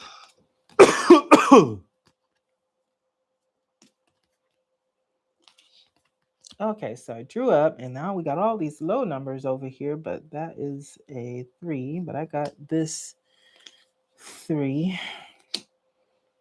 Wow. Got a 4. Oh, wow. That's really, really sucky. And let's see. Well,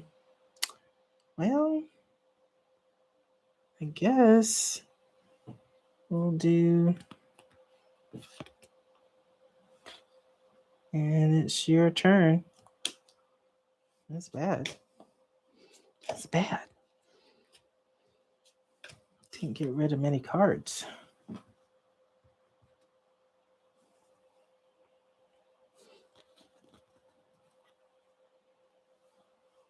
Make sure you can't see my hand.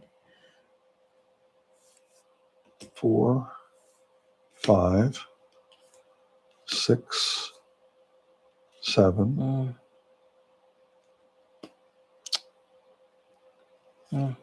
5, 6. Wow.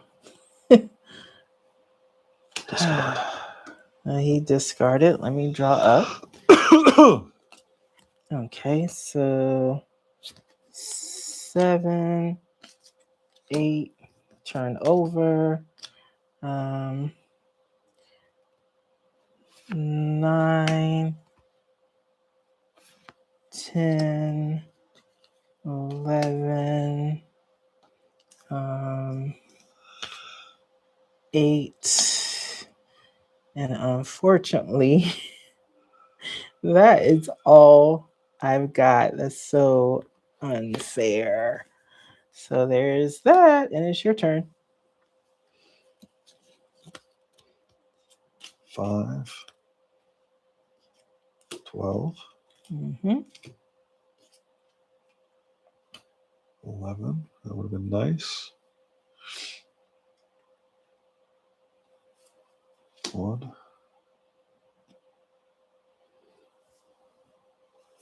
It's your turn. Okay, so let me draw up. Let's see, what can we do? All right, we've got 2, 3. Wow, and that is all I've got. So now I've got to discard, which I'm gonna do this, and it's your turn. All right. 3, 4, 5. So 9, Of course. 10, 11. Damn it. 12.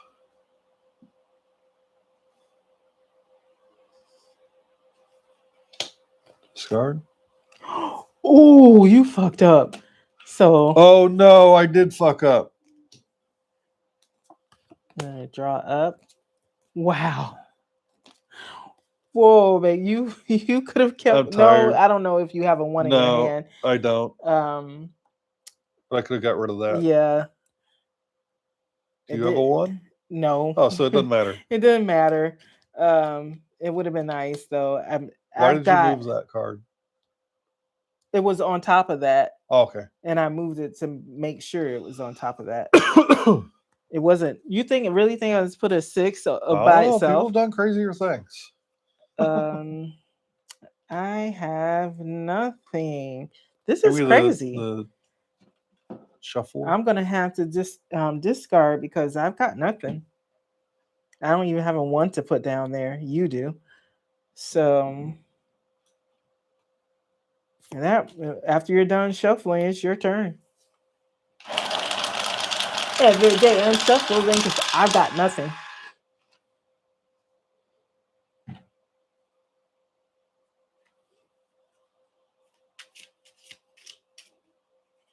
And we're both down to just a little bit of cards. I think this is probably going to be the last go round.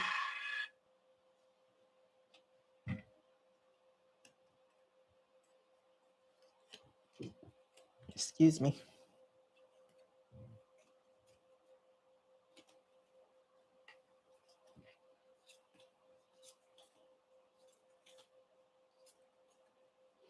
Yeah, that mess up of yours wasn't a big deal because I had nothing. It could have been though. 4.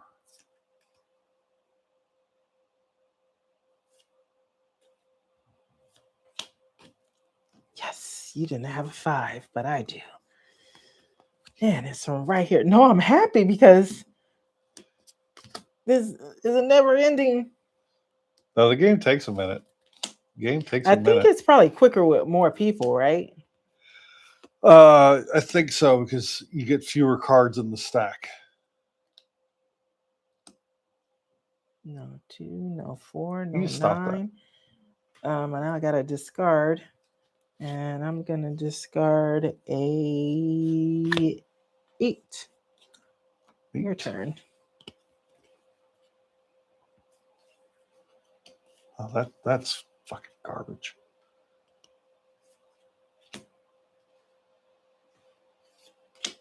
Wow, that was garbage. Yeah, you got screwed on that was freaking terrible. Sometimes you say that and you just start laying down cards. So I didn't really believe you. I'm like, oh, that was bad. 10. Why couldn't you be an 11? But at least you can put that 2. Okay. Dang it. You're getting so close to the bottom of your I deck. know, over there. But I don't have the right so cards. Freaking close. 4. I have no 11. And 3. Dang it. And I think that's it. I don't have another 4 or 5. 5 would have been nice. So I just gotta, dang it. Now I'm gonna have to lay something on top. Yep. Ooh, this is not good. What are you gonna lay on top? Oh, that's what I'm gonna lay on top. Your turn. I got 3. I need 2 cards. What I got? Okay, that'll work. That will work. It will work. That will work. So that's 11. Oh, he had the 11. 10. So 12 on that one.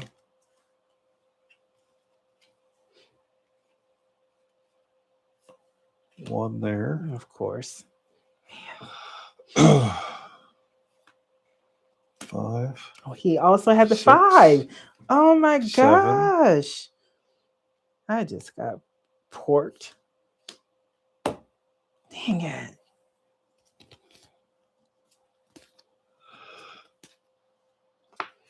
Okay. All right. We're going to go ahead and we'll do this. 4, 5, 6, 7. Stop that.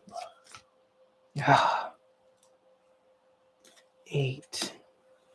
Why couldn't that be something else? I know. 2. Oh, I can't get rid of this one card. Oh, I got to discard, but I still don't get 5. Dang Nope, it. you don't get the. Let me make sure.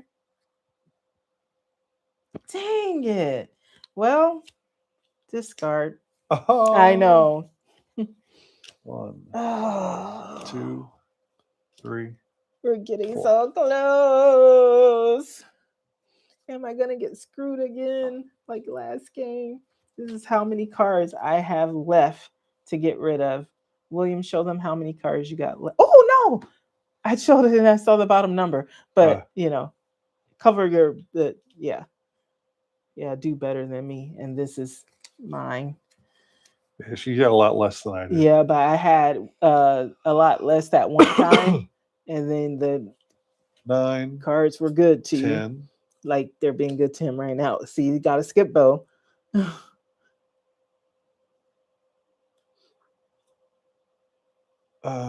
don't know what to do.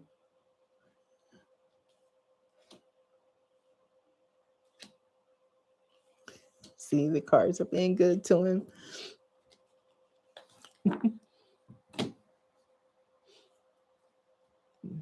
What you got? What you got?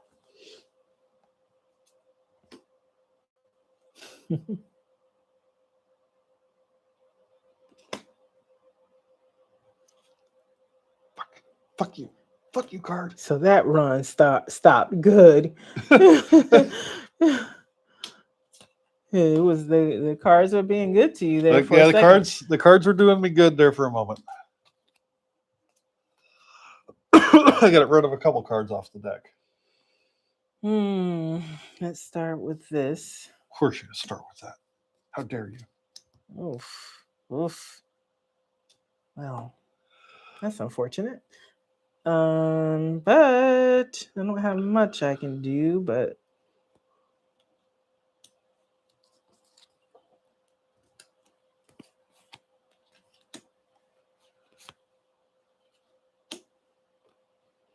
that's a 1.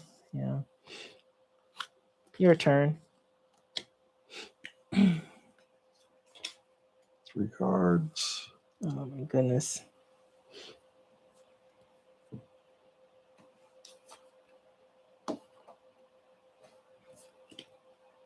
So 5, 6, 7, 8. Wow. 9, 10, 11, Oh, 12. yeah, he's winning this. Just like that. Look, just like that, you have less cards than me. 1, and 2, yep. 3. I'm not 4, surprised. 5. It's the same thing that happened last time we played. 9, 10, 11, 12. Oh, wait, yeah. Making sure. Yep. But you wasn't that part of that? No, that's another one that's just sitting out there. Okay. Yep. 2, 3.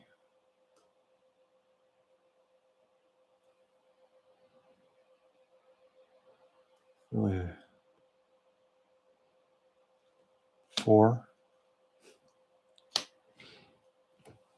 It's your turn. You're winning it. Yeah, down to Yep. 1, 2, 3, 4, 5, 6, 7. 7 cards. Okay, well I gotta skip those, which does help me. I got a bunch of them. I know. I had a bunch. I know. So this is a 4, huh? Yep. Yeah, and that's a 1. That's a 1. Okay. And this is a nothing. Yeah. Well, I can go ahead and put that. Make there. that a something. Actually, let's wait on that. Let's 9. Sorry. 10. 11, 12. And now let's put that there. 1. See what I was doing last time. They get pushed around. This is a 4, so that's 5.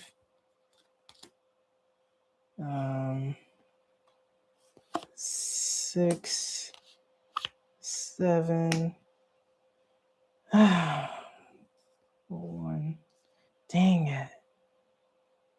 Well, I got nothing. This is, yep. Your turn. 1, 2, 3, 4, 5. Doesn't do me any fucking The good. suspense, he says that, but let's see how many cards he puts down. The suspense is killing me. 8. See? Does me no good. And then he puts down at least 2 cards. 1. And still going. Oh, he finished. Wow. 1, 2, 3, 4, and 5. All right, so 1, 1, 1. Really? Yep. Wow. Whew, that's bad. That's really bad.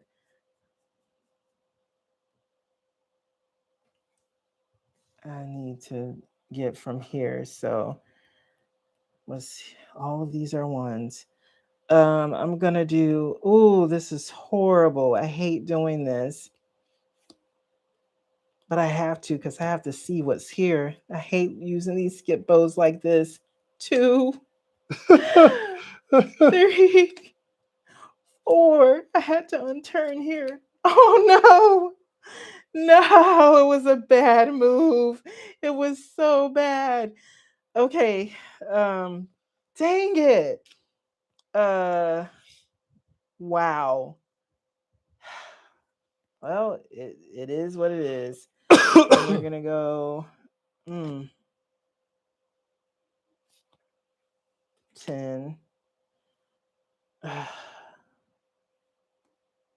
No, 10.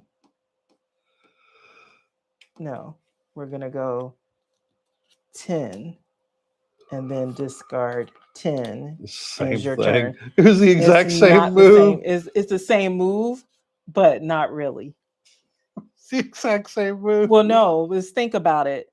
If I discarded, I would have had to discard. If I did it that way, I would have had to discard a different number on top of the 10 up here or put it here. Okay.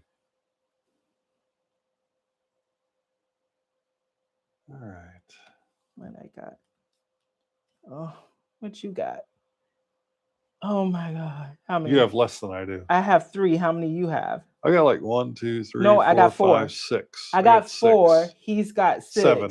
He's got 7. We're literally like right here. Oh my gosh. The torture. 2, 3. That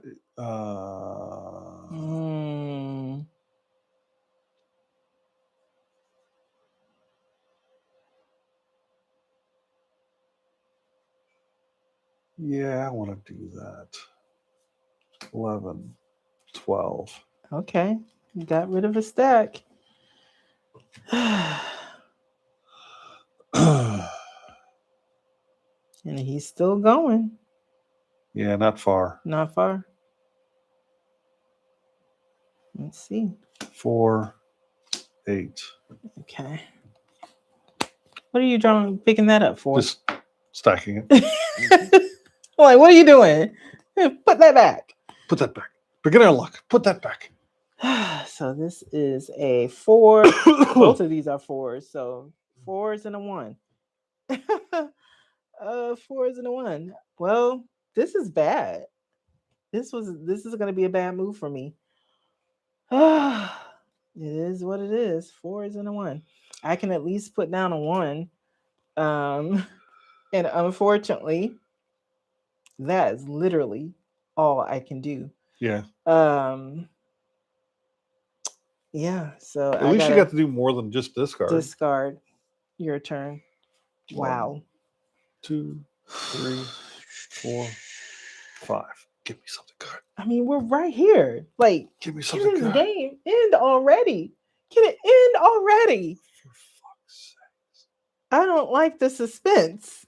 I either want to just go ahead and lose or I want to win. 2, 3, 4. No. He used all that I could do. And he just discarded. Okay, back to me. I draw 2 cards. Yeah. Okay, I got something to work with, but not this. So this is these are all 4s. Okay. Except this one. This is a 1. It's a 1, but that gives me something. 2, 3, 4. Now they're all 4s. They're Yes, now officially they're all all 4s. 4s. But I'm gonna mess one of those up and make it a 5. And then, oh no, I get to discard, and I think I'll do this, and it is your turn. 1, 2, 3, 4 makes 5. 5 and all 4s. Well, I mean, it makes it easy, I guess. 5, Mm. 6, Oh 7, no. Oh 8. no. Oh no.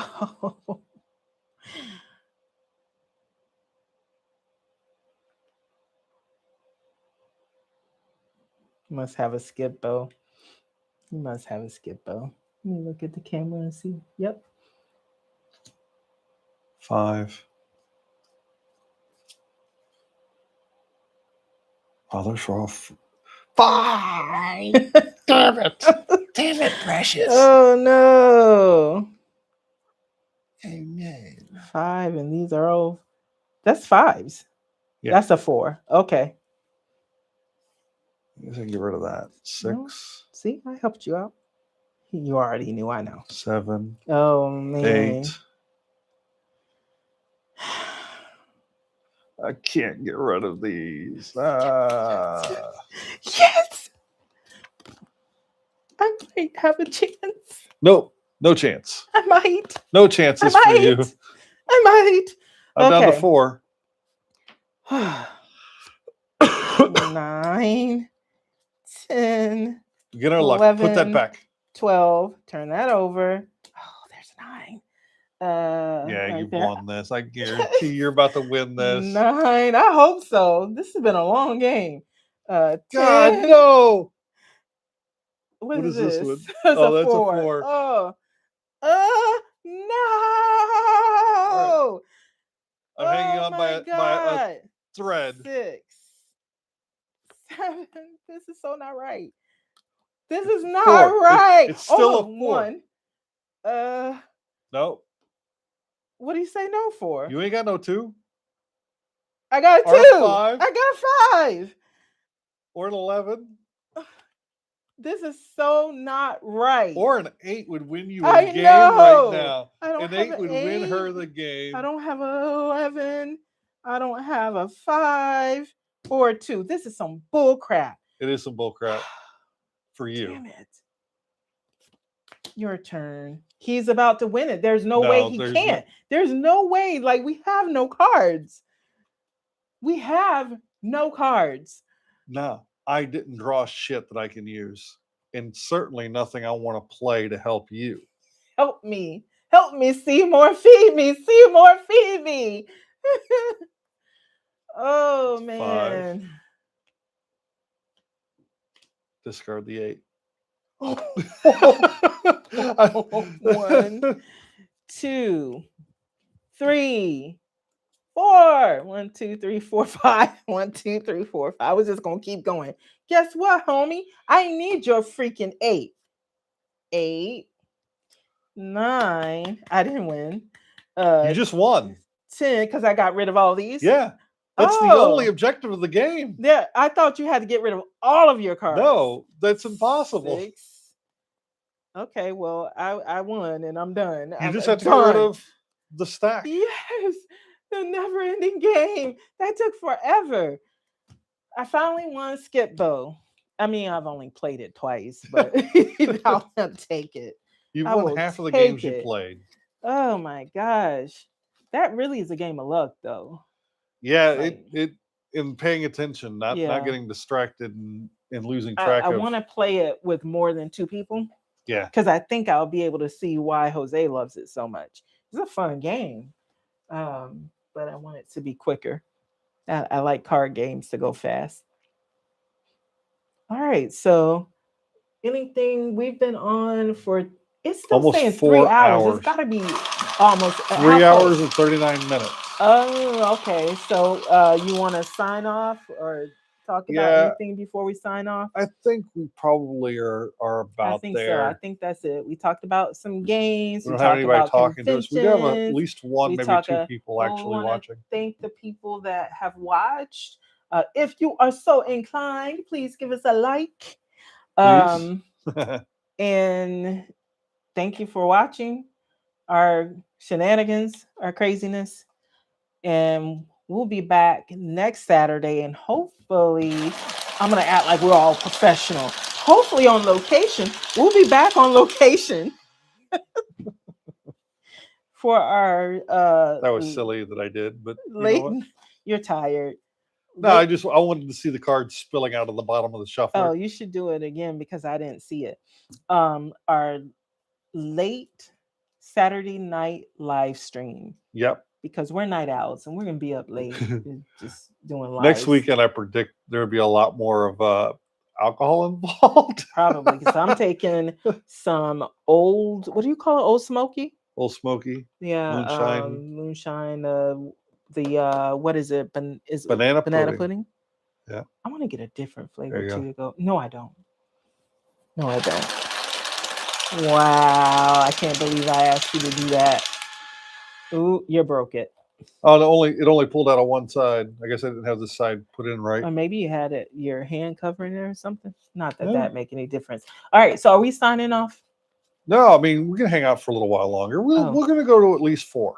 Oh, okay. Oh, we had five people there for a second. So when we do our live stream next weekend, wait, is it going to be on a Saturday?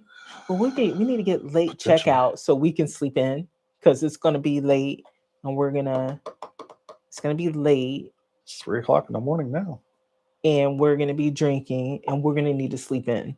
Right. We might have to pay for late checkout. I'll leave that up to you because you'll be the one driving. You'll need to let us know how much sleep you'll need. Yeah. It also restricts how much I can drink. What? Because you're driving the next day, even if you get to sleep in. I mean, if I get to sleep in, that's why I said we might have to pay for late checkout. Yeah, so you definitely. So you can get more sleep. Right. Before you have to get up and get on the road. Because for me, I don't know about for you, but any con, usually that Sunday, I'm ready because I stay up late each night of the convention. That Sunday, even though it's still a convention day, I'm usually just ready to go. Well, I think we can go ahead and sign out for the night. We're signing out. Yeah, when I said no, let's give it a second and go ahead and go until we hit 4 hours. It was because we suddenly had 5 people watching, but now we're back down to the 3. I don't know how many of those are people, because I know that we got our accounts watching. So always trying to figure out how to put that in the box without no, actually it's flip 7 without it getting overloaded. Flip 7, you got to put the cards in like this way in 2 stacks. Oh, okay, gotcha. Now I know, and knowing is half the battle. Yeah. Look at some of those picture holders and print out the labels. We've been saying that for a while. We really need to get on that. Yeah. Especially with so many of these games that I take to cruises. You can get a case to put them in. Yeah. What's this Mistborn? When did you buy that? That's a deck building game. I bought it at Books a Million. Remember that one night I bought this, Mm-hmm. and I bought Warhammer 40K, the role playing game. Yeah, because those are two new games that you bought since the last live stream, I Yeah, believe. Do you want to talk about those real quick before we sign off? yeah. This is so we got from Dragon Steel, published by Brotherwise Games, is Mistborn. This game is set in the Brandon Sanderson universe of Mistborn. It's part of the Cosmere of series of books. There are characters that are in this that are also in the Stormlight Archive. Mm-hmm. Um, this is a world of magic where people consume metals to be able to perform supernatural feats. Some of those include being able to manipulate metal in order to use as a weapon. Mm-hmm. She's throwing coins and she's projecting the coins at high speed like a bullet. Mm-hmm. And that's also why she uses obsidian daggers, because they Mm-hmm. have no metal in them and can't be used against her. But this is a deck building game, and that's as much as I know about it, except for the fact that it is 1 to 4 players. It can be played competitively against the other players, cooperatively versus the main big bad guy Mm-hmm. of the books. So I think that it can be done those two ways. It can also be played solo against the main bad guy, just Okay. like the co-op would be. When are we going to get to play it? Maybe tomorrow if we have a Okay. chance. Yeah, because we haven't played any games together in February yet, and we're Right. already at half the month. Oh yeah, Mm-hmm. we just did. Yeah. Yeah. Excuse me. I burped again. And then here's Warhammer 40K, the main rule book. This is a tabletop role playing game set in the Warhammer 40K universe called Wrath in Glory. So, pretty beefy, thick book for you to create a character in a grimdark universe that I would have. This is one of those sci fi universes that I would have zero desire to be born into. No. It don't matter whose world you're born into in this, what race you're born into. Your life is a living freaking hell. Every single person's life is a living hell. So, what uh role playing world would you want to be? Wouldn't Oh, mind being born into? role playing world that I wouldn't mind. I mean, Dungeons and Dragons first and foremost. I mean, it would be pretty awesome to live in a world full of magic and monsters and stuff. Mm-hmm. Um, Robotech would be pretty awesome to be born into as well. Well, early Robotech, like before the, if you knew it was coming, and you were able to get out the dang planet before the invasion. Um, yeah, otherwise it would suck because you're probably one of the most of everybody who Mm-hmm. is unalived in an apocalypse of alien invasions. What else? What do you? What would you think? Well, I don't play role playing games, so I wouldn't be able. The only one I know of is Vampire Masquerade, and I wouldn't necessarily want to be born into that Actually, world. that you already are. You just Well, don't know vampires are real. well, that okay. Yeah, I would Vampire the have to, Masquerade is our world, so but okay, that's kind of like cyberpunk, but in the future. yeah, Cyberpunk Yeah, would be our world our in the world in the future. future. So I guess those are only two that I know. But Vampire the Masquerade I played like a few times, and because I can't remember the role playing games that we played with Darren and Ashley, Oh yeah, because we actually had a we had like a gaming group going. dystopian game, and we had a Western game at one Hmm. point. Uh, And I don't remember any of them, but I remember having fun playing it. yeah, So I have a question for, well, before I ask the questions, they're going to be role RPG related, but okay, I want to answer the question in a different world because I can relate it to movies.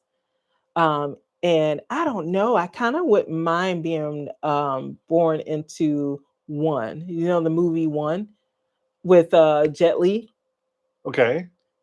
because there's alternate universes, and if you are you know about it if you're the one who If you controls people not jumping from universe to okay, universe. so So I would basically, have the basically, opportunity. Jet Li's version of, or that movie's Mhm. version of, what's the organization that's going after Yes, Loki? Because it's the yeah. same It's thing. the It's the same same thing. premise. It's the same premise. I kind of like that because if you can find out what like, and I'm not saying kill the alternate you in an alternate universe, but what if they had a great life and they happened to die of natural causes and no one knew yet, and I could just jump into that Snatch them universe. out of that universe and Yes, you jump throw in. their ass in mine, and I'm like, oh man, the real me died So in my world, and that's now I'm taking over their life in their world.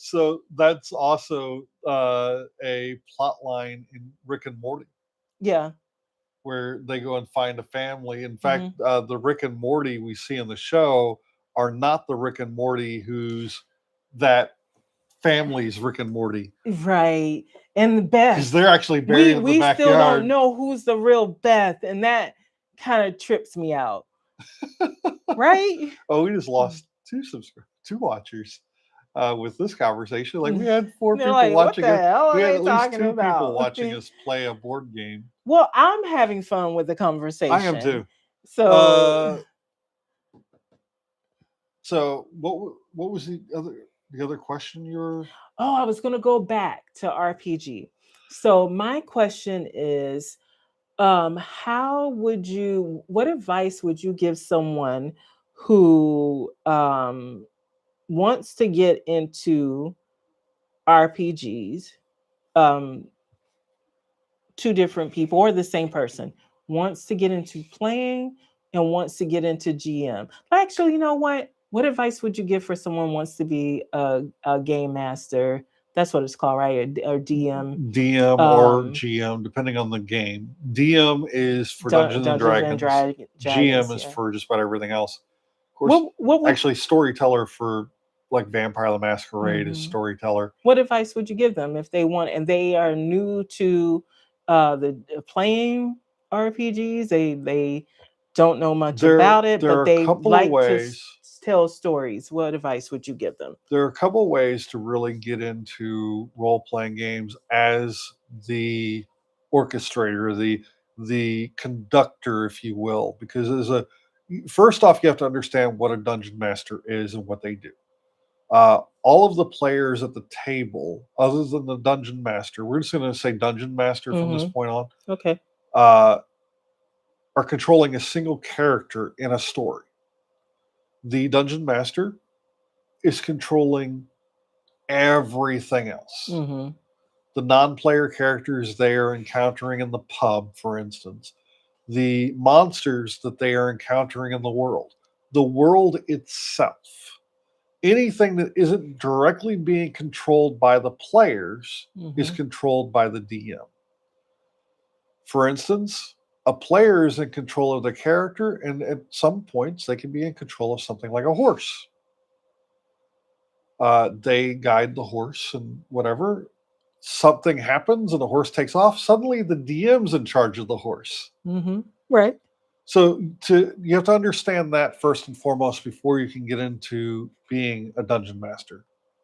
So you have to that's your advice. Understand that they're in control That's the of. first step.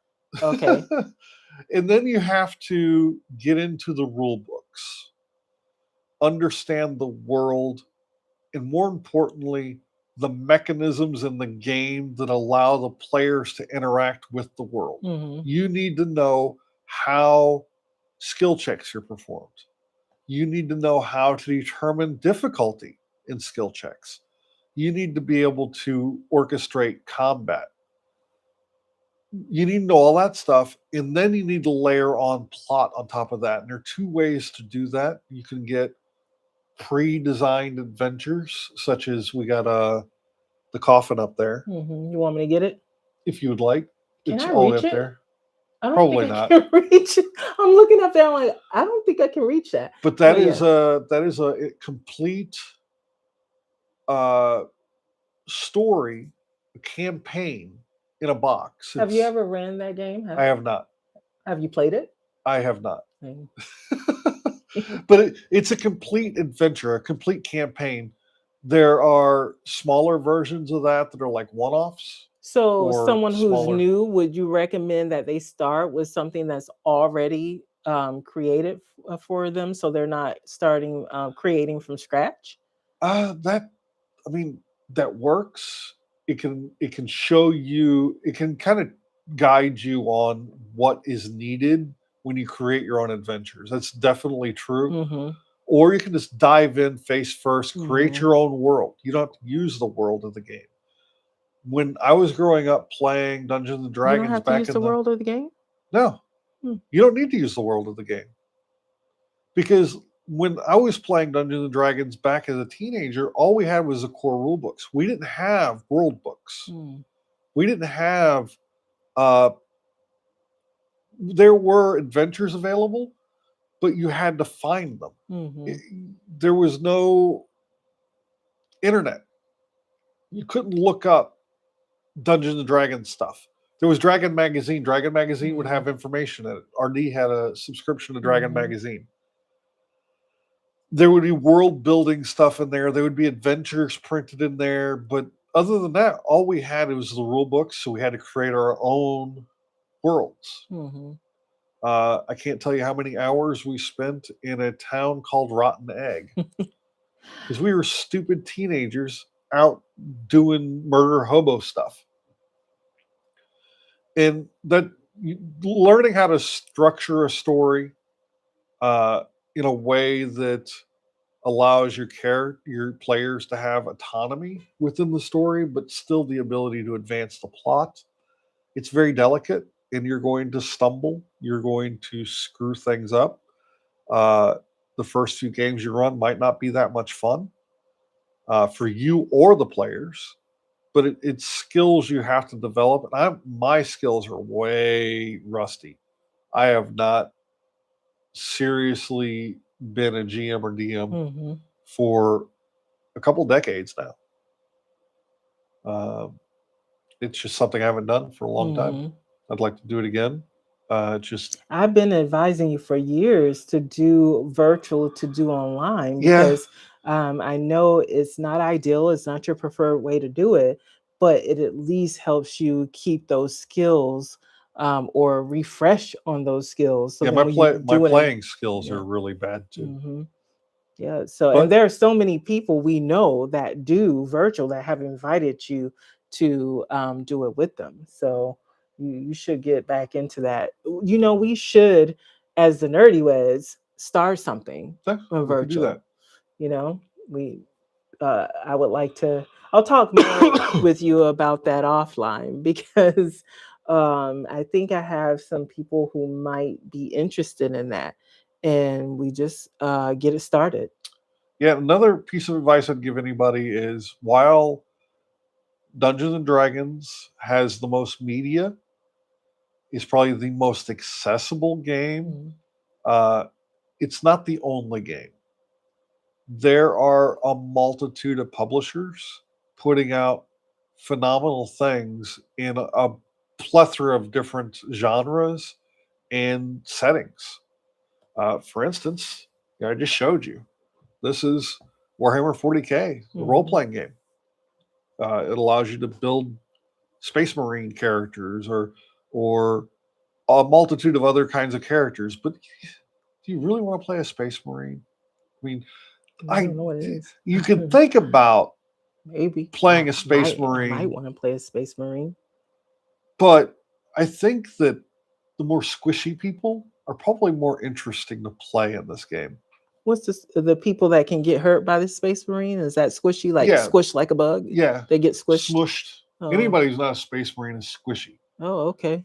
Yeah, especially humans, but there are also aliens available in here as well. But that's the You one that you for years have been. The Space Marine is the one for years you've been saying you want to do the the cosplay. costume. Yeah, That's I've always gonna wanted to do take a a lot of a work. chaos Terminator Marine. Have you always thought that decided would if be. you're doing a cosplay for the con next weekend? I'm probably not doing a Mm, cosplay for the con because I just don't want to transport Vader. yeah.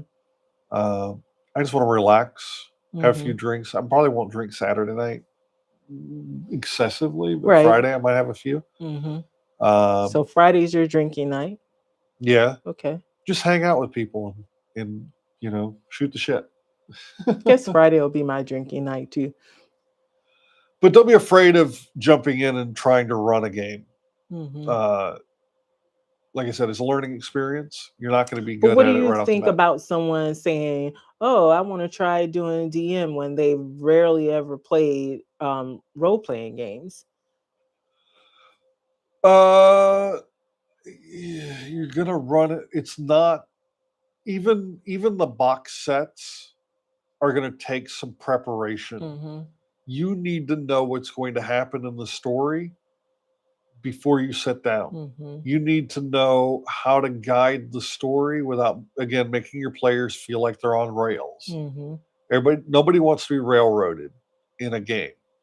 But at the same time, if your only resource Hmm. is a box set that has a set adventure, there might not be enough room for your players to go off on a Yeah. tangent. And if you have no experience with running a game, getting them back on track Hmm. without letting them know you put them back on track can be difficult. Hmm. Well, what's Uh, so fun about doing it anyway? what's the fun about being a DM? Hmm. It's the same as being the storyteller versus a player in uh, Blood on a Blood Clock on a Clock Tower. Tower. Hmm. It's a lot of work. Being the DM is the most stressful position within a group of players because you have to remember the DM is a player in the game. They're not against the players, they are there to facilitate the story, the Hmm. plot, the good time. It's just like the storyteller in Blood on the Clock Tower. Hmm. You're there to keep the game going. And it's important that your players are having a good time in the story. When it's appropriate, they should be having a bad time, depending on the kind of game. If you're doing where Vampire the Masquerade, Hmm. there should be times within the game your players are uncomfortable and not having a good time because the character is suffering through some really harsh crap. But that's the point of personal horror games Hmm. like uh, Vampire the Masquerade. And I would caution any aspiring storytellers, dungeon masters, uh, don't touch Vampire the Masquerade until you've got some experience under your belt, Oh, because that is a hard one to run. why? It's psychological. It's personal horror. Oh. Your character's facing an existential threat of becoming a monster. And that's how the game, you can play it as like this adventure game where you got the vampire characters fighting against some sort of group and there's combat and all that stuff. But ultimately, that game boils down to losing your humanity. Hmm. And the more you lose your humanity, the more out of control you become. The more out of control you become, the more of a threat to the other vampires you become. And at some point, some bigger vampire comes along and goes, "Oh, you think you're powerful? Squish, and you're dead." Hmm. So it's that push and pull in personal horror, basically. Did they I don't know where I was going with that, but I don't know. what I was trying to go is didn't we used to watch a show, Vampire in the Masquerade? Yeah, Was there was a that based season. off of the role playing game? Yes, Okay, because that was a good there show. was one season of a show called Kindred, Kindred, the yes, I Embraced. love that show. It was really good. Kindred the Embraced was completely based on They did a Vampire the great job. Masquerade. I wish that it would have had a better budget, Hmm. and I wish it would have gotten more seasons Same.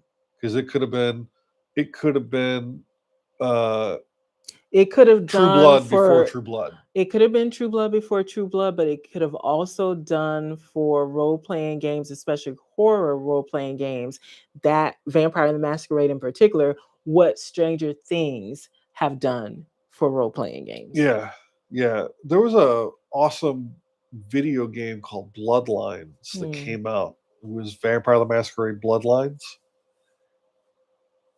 Awesome. I heard they were going to come out with a sequel, but I don't know if it's come out or when it's coming out. Uh, but that was straight out of Vampire the Masquerade. I know that the what's it called Underworld series got sued almost into the Really? dirt by White Wolf because they stole a lot of elements Oh. of Vampire and Werewolf the Mm-hmm. Apocalypse to create that movie. Mm-hmm. There was a lot of stuff Mm-hmm. taken, especially Abomination, because that was what Vampire Werewolf was called, but Vampire Werewolf, hybrid. Mm-hmm. That was a good series. Yeah, it's a great series. I love that series. But what you described with Kindred, and what you described with Vampire the Masquerade, and really is what I mean. The role playing game about the psychological part and getting to really know the fears and all of that type of thing, so you can play into it, is what I like about good horror. And that's yeah, why I keep saying there's more than just the popular horrors that we watch and that so many people talk about. um in the good ones do exactly what you were saying yeah, about Vampire the Masquerade, and that's why I like it. And it pulls in so many other different elements than just horror. It really taps into the psychological part of of fear, and that's what I like about it. yeah. And Well, I think that's where we're going to need to stop. yes, Our because microphones are on getting the long. verge of dead. And we made it to 4 hours. We It made says it four past hours right there. four So hours and we're six good. minutes. Yes. And my blood sugar is tanking, so I need something in my stomach. We don't have to say all that. We know we are getting off. You don't have to keep giving reasons. You had me at we had to go. All right. Well, thank you for joining us. And if you got to this point in this video, You the real MVP. You the congratulations. real Thank you. MVP. You still didn't hit that like button. You can at least give us a like. Just give us a like for being on for 4 hours and still having energy and staying on to his blood sugar was low. So yes, but thank you. Thank you so much. And make sure you like, comment, subscribe. And until next time. Stay nerdy. Peace.